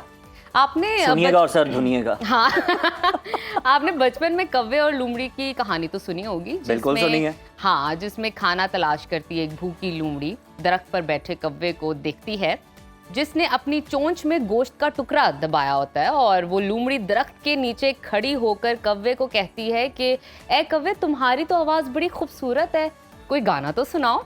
और कव्वा अपनी झूठी तारीफ सुनकर एकदम से हो जाता है स्टॉनिश और कहता है अच्छा मेरी आवाज़ अच्छी है। और जूं ही वो गाना गाने के लिए मुंह खोलता है तो उसके मुंह से गोश्त का टुकड़ा ज़मीन पे गिरता है और लोमड़ी गोश्त का टुकड़ा उठाती है और भाग जाती है। और इस कहानी से हमें बचपन में ये एक सबक मिला था। वो क्या सबक लगता है वो कि आपको? सबक खुशामद क्या होगा? बुरी बला है। तो बचपन में आपने सुना भी है, यही हमने देखा भी है, मगर प्रोफेशनल लाइफ में आने के बाद पता चला कि खुशामद और चापलूसी तो बाकायदा एक फ़न का दर्जा रखता है जो ज़िंदगी में कामयाब होने के लिए इंतहाई ज़रूरी है। अफसोस की बात है कि यही खुशामद और चापलूसी आज हमारी ज़िंदगी का हिस्सा बन चुकी है और इसको स्किल का नाम दिया जाता है। सबसे अजीबोगरीब बात हुई है। और एक चीज़ और इसमें नजफ ऐड कर लें कि हाँ। आप समझते हैं कि शायद प्रोफेशनल लाइफ में आपको पता चलता है, आपको यूनिवर्सिटी से पता चलना शुरू हो जाता है, कॉलेज से पता चलना जब आप शुरू हो असाइनमेंट जाता दे है। रहे हैं। जी टीचर, मैंने सबसे पहले किया, मैं सबसे पहले आया, तो आपको पता देखिए चल मैंने जाता आपको है। रिपोर्टिंग बर वक्त की पूरी क्लास।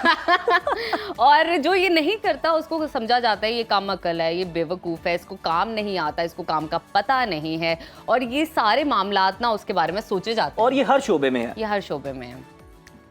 तो कॉर्पोरेट ट्रेनर हसन रजा साहब इसी मौजू पर बात करने के लिए हमारे साथ मौजूद हैं। वेलकम टू सुनो पाकिस्तान। हसन साहब, सबसे पहले ये बताइएगा कि ये चापलूसी, ये खुशामद क्या है, हकीकत में वाकई ये काम करती है और मुख्तसर वक्त में तरक्की दिलवा देती है जो चापलूस किस्म का आदमी होता है? बिस्मिल्लाहिर्रहमानिर्रहीम, अल्लाहुम्मा सल्लि व सल्लिम अला सय्यिदना मुहम्मदिन व आलिहि बिक़द्रि हुस्निही व जमालिही व नूरिही व कमालिही। सबसे पहले तो मैं आप लोगों को मुबारकबाद देना चाहता हूँ। आप अच्छा। हमेशा बहुत अच्छा काम करते हैं, दोनों बेहतरीन हैं और आप आउटस्टैंडिंग काम कर रहे हैं। जज़ाकल्लाह। और मैं जरा जरा रुक जाएं, एक मिनट वेट कर लें। आप छाए हुए हैं हर जगह। आप ये पूरे ये इसलिए तो नहीं है हमने आपको इनवाइट किया, ये इसलिए तो नहीं।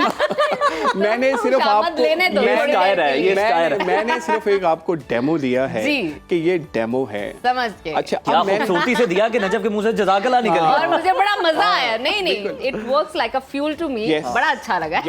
अच्छा मैं अब आपको बताऊं, जिस तरह अभी हम खुशामद की बात करें, मैंने ना नजफ एक टर्म जो है ना वो बनाई हुई है इन लोगों के लिए। अच्छा, उस टर्म को कहते हैं मिस्टर चुकुस और मिस चुकुस। ये हर इदारे में पाए जाते हैं। अच्छा ये क्या करते हैं, ये जहाँ पर जाते हैं बॉस को उठा लेते हैं, बॉस को कहते हैं कंधों पे उठा बॉस, लेते हैं ओहो बॉस आपका लेटना कमाल, आपका बैठना कमाल, आपका खाना आपका कमाल, मुड़ना कमाल। आपका आप जैसा तो देखा ही नहीं। इनको बॉस को देखे ना एक सॉन्ग याद आता है, आए हो मेरी जिंदगी में तुम बहार बन के, और यूं ही रहना तुम प्यार प्यार बन के।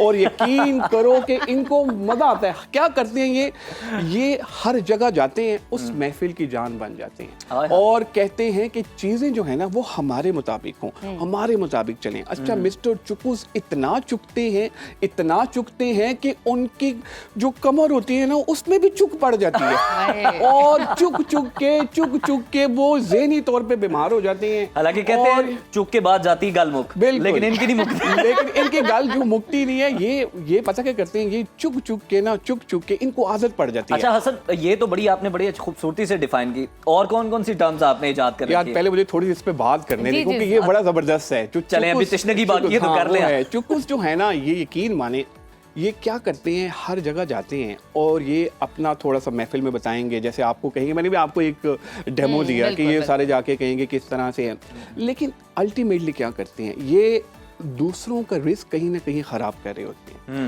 और कहीं ना कहीं वो जो उनको एक प्रोजेक्शन चाहिए होती है, एक चीज़ चाहिए होती है यार कि मैं हर जगह नज़र आऊँ, हर जगह मेरी बात हो और मेरे तरीके से चीज़ें चल रही हों। फिर क्या होता है, ये लॉन्ग टर्म में शायद उस टाइम अच्छा उनको भी नज़र नहीं आ रहा होता, समझ नहीं आ रही थी कि यार हम क्या करें। वो समझ रहे हैं कि यार हम शायद भला कर रहे हैं किसी का, इस तरह से चीज़ें हो रही हैं। अल्टीमेटली वो अपने आप को एक्सपोज कर रहे होते हैं। लेकिन हसन, ऐसे लोगों को अपना काम आता है या सिर्फ यही करना आता है? देखें, वो जैसे भी आपने कहा कि एक स्किल है, तो वो उनका एक काम है। अच्छा, एक काम ही है। देखिए, जो होती है ना सिस्टम ओरिएंटेड ऑर्गेनाइजेशन, वहाँ पे चुकुस और मिस चुकुस नहीं चलते, कभी नहीं चल सकते, क्योंकि वहाँ पॉलिसीज हैं, प्रोसीजर्स हैं, डेफिनेटली चीज़ें बनी हुई हैं। लेकिन जहाँ पर पीपल ओरिएंटेड होंगी, वो सेठ के पास जाएंगे और सेठ को कहेंगे, कहीं भी ऑर्गेनाइजेशन में वो जाएंगे, उसको कहेंगे सर आज ये हो रहा है, सर आज ये बात हो रही है। अच्छा, लेकिन वो सबसे पहले जाके ना बॉस की तारीफ करेंगे, बॉस का पहले मूड देखेंगे कि ये बात हमें करनी चाहिए या नहीं करनी चाहिए। तो ये जो चीजें हैं ना, मिजाज आशना होते हैं। बिल्कुल बिल्कुल। अच्छा, दूसरी टर्म जो मैंने की मिस्टर चुकुस के बाद, वो है CCTV। ये CCTV वो वाले नहीं कि मतलब जो हमारे जो लोग कैमरा, नहीं, ये होते हैं जो छुप छुप के टो लगा रहे होते हैं। अच्छा, छुप के तो मतलब क्या करते हैं, वो एक बात सुनी किसी भी जगह पे जाके और उसको कहा बॉस आज ये बात हो रही थी और इस तरह से, अगर आपने इसको ऐसे ना किया तो आपकी ऑर्गेनाइजेशन खत्म, आप खत्म, सारी चीजें खत्म हो जाएंगी। तो वो क्या करते हैं, छुप के टोल लगाते हैं, पूरे ऑफिस में सारी चीजें देखते हैं कि उनके पास कोई काम नहीं होता है उज़ैर। जब कोई काम उनके पास सिर्फ एक काम होता है कि उन्होंने दूसरों का काम तमाम करना होता है।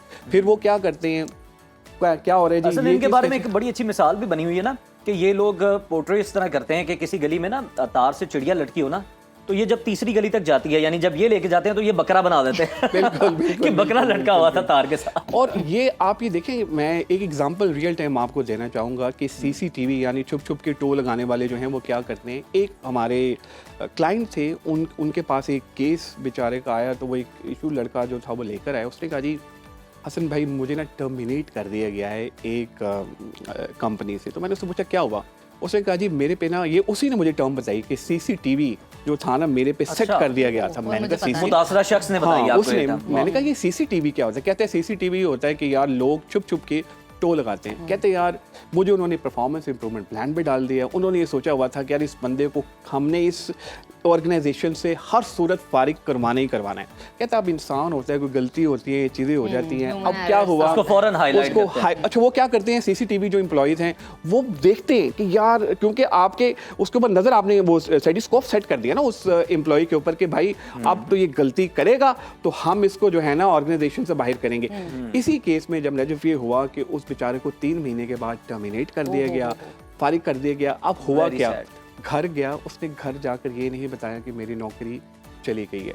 वो किसी पार्क में जाके बैठा रहा, उस पार्क में घर वालों को ये बताता कि मैं सुबह जॉब पे जा रहा हूँ, और वहाँ जाकर वो बेचारा बैठा रहता, सोचता रहता, क्या अप्लाई करता। लेकिन आपको पता है आजकल जो हालात हैं, हसन, मुझे ऐसा लगता है ऐसे लोग नफ्सियाती बीमारी का शिकार होते हैं। क्या इनका इलाज मुमकिन है और ये ऐसे ही रहते हैं? और मुझे लगता है अपनी नाअहली को छुपाने के लिए भी ना ये सिर्फ यही काम करते हैं जो इन्हें आता है। असल में देखें ना, हम लोग हैं पावर ओरिएंटेड, हमें ताकत चाहिए, हमें मजा आता है कि यार हम जो है ना, हमें हर जगह नजर आए। ऐसे लोग बिल्कुल आप ठीक कह रही, क्योंकि होता ये है कि हमें बचपन से ही आदत पड़ चुकी होती है। देखिए ना, खानदान में, फैमिली में आप देखें, हमारे घरों में कई बहन भाई क्या कर रहे आपस में होते हैं, वो टोल गा के बड़े, अच्छा ओए वो उसकी शादी पे ना, ताई की बेटी की शादी पे ये हुआ था, वो चाचे की बेटी की शादी पे ये हुआ था। अब ये आदत कन्वर्ट हो गई, और जो ही हम कॉर्पोरेट लाइफ में आए तो हम सीसीटीवी जो है वो बन गए, बिल्कुल, और वो फिर हमारा लॉन्ग टर्म हो गया। अच्छा, हमें लग रहा होता है हम दूसरों की बेहतरी कर रहे हैं, ओ भाई हम उसकी गलती बता रहे हैं, सारी चीजें, ऐसा नहीं है। उस केस के अंदर वो बेचारा जो है पार्क में बैठा रहा 6 महीने, उज़ैर नजफ, उसको जॉब नहीं मिली, आप यकीन माने, और उसके बच्चे रात को भूख की वजह से रोते थे, चीखते थे, चिल्लाते थे। तो वो मुझे कहता है मैं किसी को कुछ नहीं कहता, मैं कहता मैं किसी को कुछ नहीं कहता था।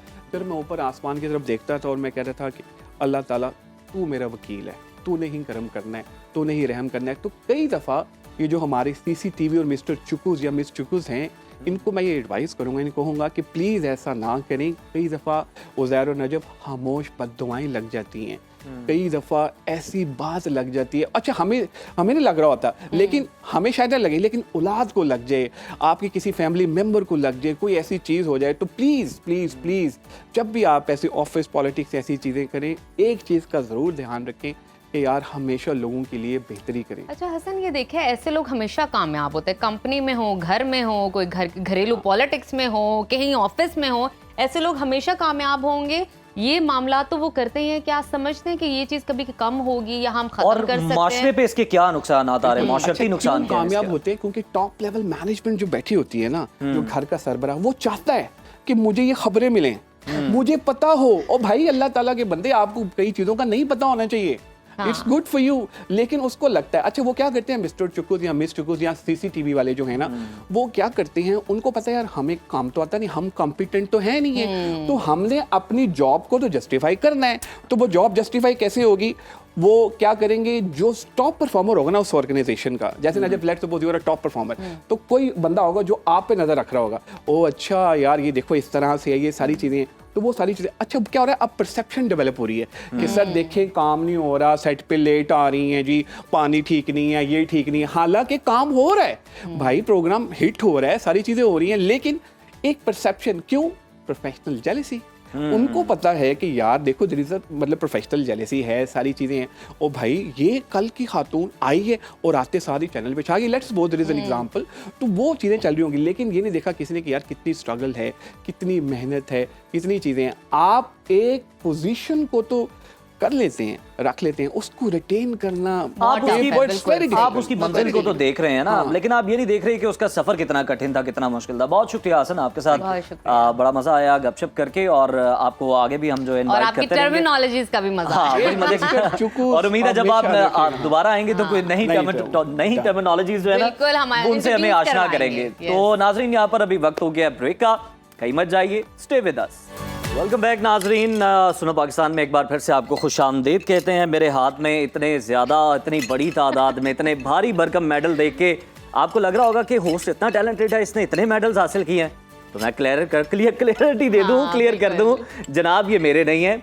आज हमारे शो में एक ऐसा खास ज़हीन मेहमान मौजूद है। क्या बात छोटा मेहमान है, लेकिन ये अपनी उम्र से कहीं ज्यादा ज़हीन है, और इसने कम उम्र में ही अपनी काबिलियत का लोहा मनवाया, जिसका कुछ सबूत तो यहाँ पे भी है। और ये बैकग्राउंड म्यूजिक, क्या बात है इस बैकग्राउंड म्यूजिक की। बिल्कुल नाजरीन, इस हवाले से आपको ये भी बताते हैं कि सिर्फ 4 साल की उम्र में इस पाकिस्तानी बच्चे का जो IQ है वो 192 तक पहुंच चुका है, और इसे दुनिया के ज़हीन तरीन अफराद में शुमार किया जाता है। और इसकी जो कारकर्दगी का मवाजना है वो एल्बर्ट आइंस्टाइन और स्टीफन हॉकिंग से भी किया जाता है, लोग समझते हैं, बिकॉज इसकी परफॉर्मेंस बहुत अच्छी है, इस बच्चे की अदायगी बहुत अच्छी है, इसकी अंडरस्टैंडिंग, और अगर आप किसी एक ऑर्गन के बारे में इस बच्चे से पूछते हैं ना तो ये पूरा उसका प्रोसेस बता देता है। तो आइए मिलवाते हैं। यही नहीं है, थोड़ा सा और बता दें, ये बच्चा आलमी सतह पर 22 से ज्यादा रिकॉर्ड्स अपने नाम कर चुका है, जिनमें आलमी परचमों, नक्शों, पीरियोडिक टेबल, इंसानी जिस्म की एनाटॉमी और जुबानों में महारत जैसे मुख्तलिफ मौज़ूआत शामिल हैं। तो हमारे साथ मौजूद हैं पाकिस्तान के कम उम्र ज़हीन तरीन मोहम्मद अयाद, उनसे बात करते हैं। अयाद, वेलकम टू सुनो पाकिस्तान। अयाद, कैसे हैं आप? मोहम्मद बताएं आप कैसे हैं, और ये इतने ज्यादा मेडल्स आपने कहाँ लिए, आपको याद भी है? नहीं याद नहीं है, उसके साथ उनकी मेरा वालदा ख्याल भी है मौजूद मैं है। ये ना मोहम्मद के पास रख दूं, वो हाँ, कंफर्टेबल बिल्कुल। फील करेगा। और आपको बताते हैं उनके साथ उनकी वालदा भी मौजूद है, उम्मे अलीम। वेलकम टू सुनो पाकिस्तान। मैं तो सारा क्रेडिट आपको ही दूंगी, जैसे आपने परवरिश की होगी और जैसे आप ट्रीट करके लेकर चली होंगी। तो मुझे बताइए कि क्या आपको पहले दिन से ही पता था कि मेरा बच्चा जो है गिफ्टेड है और इसमें कुछ अलग स्टार है किस्म जी, की स्टार है। जो है क्वालिटीज हैं? अच्छा, मज़े की मैं आपको बात बताऊं, ये मेरा 4th बच्चा है और आपको पता है कि 4th पे माशाल्लाह। आप इतना फोकस्ड नहीं होते और इसलिए मुझे वो कहते हैं ना कि मुझे क्रेडिट मिल जाता है, लेकिन ये है कि ये जहानत इसकी अपनी है। उसकी रीज़न ये है कि मेरे जो बाकी बच्चे हैं वो they are entirely different from him.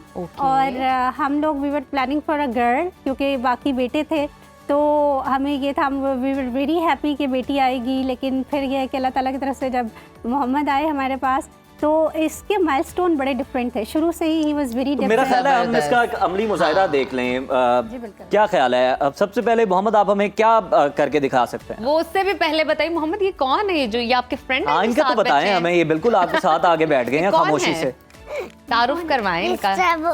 Mister बोनी नाम है। ये नाम आपने खुद रखा है इनका? कितनी बोन्स हैं ह्यूमन बॉडी के अंदर? 306 206 ओह, for babies they are like 300 plus and for the adult it's like 206 206। तो सबसे पहले क्या आप हमें करके दिखा सकते हैं मोहम्मद? क्या एक्टिविटी करेंगे बताएं, क्या आपकी अच्छा फेवरेट चलें है? वो छोड़ें, यहाँ से कुछ कर चलें, लेते हैं। easy कर सुना है लेते हैं। मोहम्मद जो है, अगर आप फ्लैग उनको दिखाएं तो वो कंट्री का नाम बता देते हैं। अच्छा मुझे आसानी से। बताइएगा। सेनेगल सेनेगल, बिल्कुल Let ठीक। me see। मुश्किल निकाल रही हैं आप। हाँ बिल्कुल, मैं जरा टफ कंपटीशन देना चाह रही हूँ। चलें मोहम्मद, ये बताएं। माल्टा माल्टा, वाह वाह वाह, क्या जबरदस्त। और ये वाला? Iran Iran. यहाँ से देखते वाह, हैं, ये अब एलिमेंट्स हैं खबरों में भी है। हाँ। हाँ, चलें ये देखें अब आप। ये बताइए Flags कौन तो- सा एलिमेंट है? ये कौन है? Scientist। हाशियम क्या सही। बात है। और ये कौन सा है? Carbon gold gold. क्या बात है, क्या बात है। लेड ये टिप्स पे रखे हुए हैं, बिल्कुल टिप्स पे हैं, सब। सारे मेमोराइज किए हुए हैं। इसको बल्कि ये मतलब जैसे हार्ट है, ब्रेन है, कोई भी ऑर्गन आप कहेंगे, आप पिक करें अपनी मर्जी से, देन इसको दें, फिर ही कैन एक्सप्लेन। अच्छा मोहम्मद, ये हमें ना पकड़ लेते आप हार्ट का पहले बताएं कि ये क्या काम करता हाँ, है पहले। इंसान के जिस्म में। आ जाए मेरे पास, आ जाएं आप इधर खड़े होके बताएं। आ जाएं। You want to be here? ठीक है, ठीक है, it's okay। से बात करना ज्यादा अच्छा अच्छा चलें जी, चलें, आप मेरे ये से आप बात बताएं। मेरे से बात कर। So he's like, अच्छा okay, मुझे you can बताइए go there. मोहम्मद, ये क्या है? स्कल स्कल है, तो ये कैसे काम करता है? इसका क्या जरूरत है ह्यूमन बॉडी में? Skull protects our brain So and it's how a many bone? bones are there in that? 22. And what's the name of those bones? Frontal lobe, parietal bone, occipital lobe, temporal bone. क्या And then बात। अच्छा there's इसके also बारे में आप बात हाँ। कर लेते हैं। मुझे ये बताइए, ये ऑर्गन कौन सा है? Heart. हार्ट है, तो इसका क्या काम है? It pumps up the blood throughout the body. तो ह्यूमन बॉडी में ये ब्लड की पंपिंग की क्यों जरूरत होती है? Why it's needed? The white blood is needed in the body. White blood is needed. चलो ये मुझे चलें। बताओ, ये प्रोसीजर कैसे है इसका, प्रोसेस कैसे होता है इसका? First, the deoxygenated blood goes to inside our supravena cava from the donor body inside our inferior vena cava. From these both it goes to our right atrium. Then after that, it goes to our tricuspid and tricuspid opens and it goes to the right क्या ventricle. यार बात है, क्या बात है आपने बड़ा मोहम्मद। जबानी इम्तिहान ले लिया, जबरदस्त, उस पे वो जबरदस्त। पूरा भी उतरा। मेरा ख्याल है पीरियोडिक टेबल पे ले चलें, बिल्कुल बिल्कुल चलते हैं। और ये जिम्मेदारी आपको अदा करनी पड़ेगी क्योंकि वो फीमेल्स के साथ ज्यादा कंफर्टेबल है। चले मोहम्मद, आपको प्रोडक्ट टेबल भी आता है, हमें जरा- Mohammed please come here. Okay, it's okay. We can My put it game. Oh, Mama! Put it in this one. Put it in the other one. put it in Wax can come on it. Okay, we can put it. Sorry. अच्छा मोहम्मद, हमें ना product table draw करके Atomic दिखाइए। number के लिहाज से you can write it, okay? Atomic number I don't know. Okay, चलो वैसे लिख दो. वैसे ड्रॉ करें आप। हम बाज़ का छेंडी भी बहुत लगाते हैं कि हमें ज़्यादा काम ना करना पड़े। अच्छा।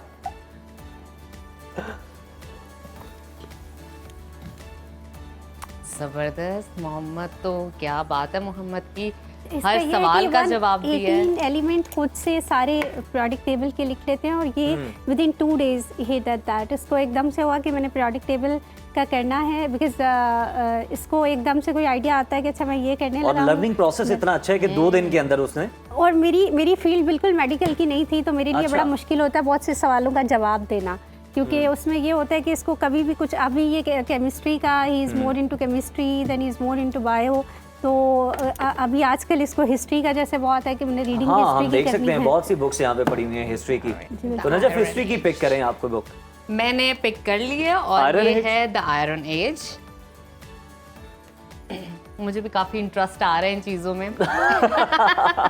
तब तक आप भी जो है ना हाँ, अपने इंटरेस्ट के let's- मुताबिक कुछ लेट्स इसमें से वर्क गर्दानी करें। अच्छा, मुझे बताइए कि कितना मुश्किल था इस तरह के जो एक्स्ट्रा ऑर्डिनरी इंटेलिजेंस वाले बच्चे होते हैं, इंटेलेक्ट जिनका इतना शार्प होता है, जो कॉन्फिडेंट हैं, they know how to learn, they know how to memorise. बस उन्हें डायरेक्शन आपने जो है ना वो सही हाँ, देनी है। कितना मुश्किल होता है ऐसे बच्चों के साथ नॉर्मली डील करना। अच्छा, इनके साथ डील करना तो इज़ नॉट दैट टफ, क्योंकि ऑलरेडी आपकी जिस तरह कंप्यूटर की रैम ज़्यादा है और आप कोई भी चीज़ वो इजीली आप उसके अंदर स्टोर कर सकते हैं, तो इट्स वेरी इजी। जो मेन चैलेंज होता है ना माँ बाप का, वो ये है कि हमने इन्हें खुशहाल इंसान कैसे बनाना है, because if they are depressed scientist और डॉक्टर और प्रोफेसर, तो उसका कोई यूज़ नहीं है। हमारी कामयाबी उस वक्त है बीइंग पेरेंट्स के, अगर ये खुशहाल फादर, खुशहाल वो कहते हैं ना कि कल को बेटा बनते हैं, भाई बनते हैं, तो इसमें है। और ये बहुत बड़ा चैलेंज है हमारे लिए, क्योंकि अच्छा आपने उम्मे अलीम, हमारे पास ना वक्त थोड़ा सा कम है। हम चाहेंगे कि मोहम्मद ने अभी तक जितना लिखा है ना ये इसको प्रोनाउंस कर दें। जी Mohammad, all the elements can you pronounce it? Like hydrogen से स्टार्ट करके you can tell all the elements names. Okay, let's start From here. From there. Almost done. Almost done. Okay, Mohammad को भी करने उसे दे ज्यादा- काम, ज्यादा वो पहले वक्त चाहिए कंप्लीट उसे। करना चाहता है, फिर वो हाँ। कुछ और करना चाहता है, 1 by 1 करके। ठीक है। और इसमें अभी हम बल्कि रिसेंटली हम कोशिश कर रहे हैं कि सोशल इंटरेक्शन इसका ज़्यादा हो, ज़्यादा क्योंकि करें। जो छोटे बच्चे हैं वो उनके साथ ये उस तरह से नहीं Obviously, compatibility जाहिर बात है। करता है, बट उस तरह से नहीं। और जो बड़े बच्चे हैं वो इसको एक्सेप्ट नहीं करते, बिकॉज कहीं कहते ना हैं इतनी कहीं बड़ी बातें कैसे कर रहा है छोटा सा इतनी बड़ी बच्चा। बात है, इतनी ज्यादा अंडरस्टैंडिंग। अच्छा, फेवरेट बुक कौन सी है आजकल जो मोहम्मद आजकल रीड कर रहा है? Mohammed, Mohammed Mohammed, what's your favourite? Mohammed. Mohammed is कौन सी फेवरेट बुक है आपकी? Cinderella. वाह, Cinderella। सिंड्रेला। इसका मतलब सच में इसको लड़कियां बहुत पसंद। बल्कि एक काफी very cute. Favourite writer Mohammed का कौन सा है? हैं? Favourite writer? And Frank.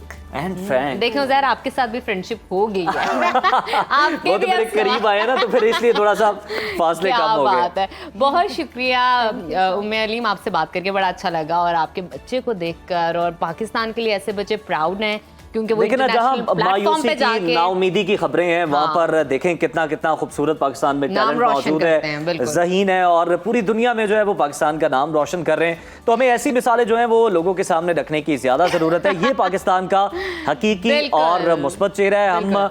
हमारे पास वक्त खत्म हो गया शो का, लेकिन हम जब हम आपसे इजाजत ले लेंगे, रुखसत ले चुके होंगे, तो फिर हम मोहम्मद से बहुत सारी प्रोनाउंस भी बातें करवाएंगे, करेंगे। पीरियोडिक टेबल और गपशप भी बड़ी आपके साथ करेंगे। दोबारा कल फिर मुलाकात होगी। देखते रहिए सुनो पाकिस्तान। पाकिस्तान।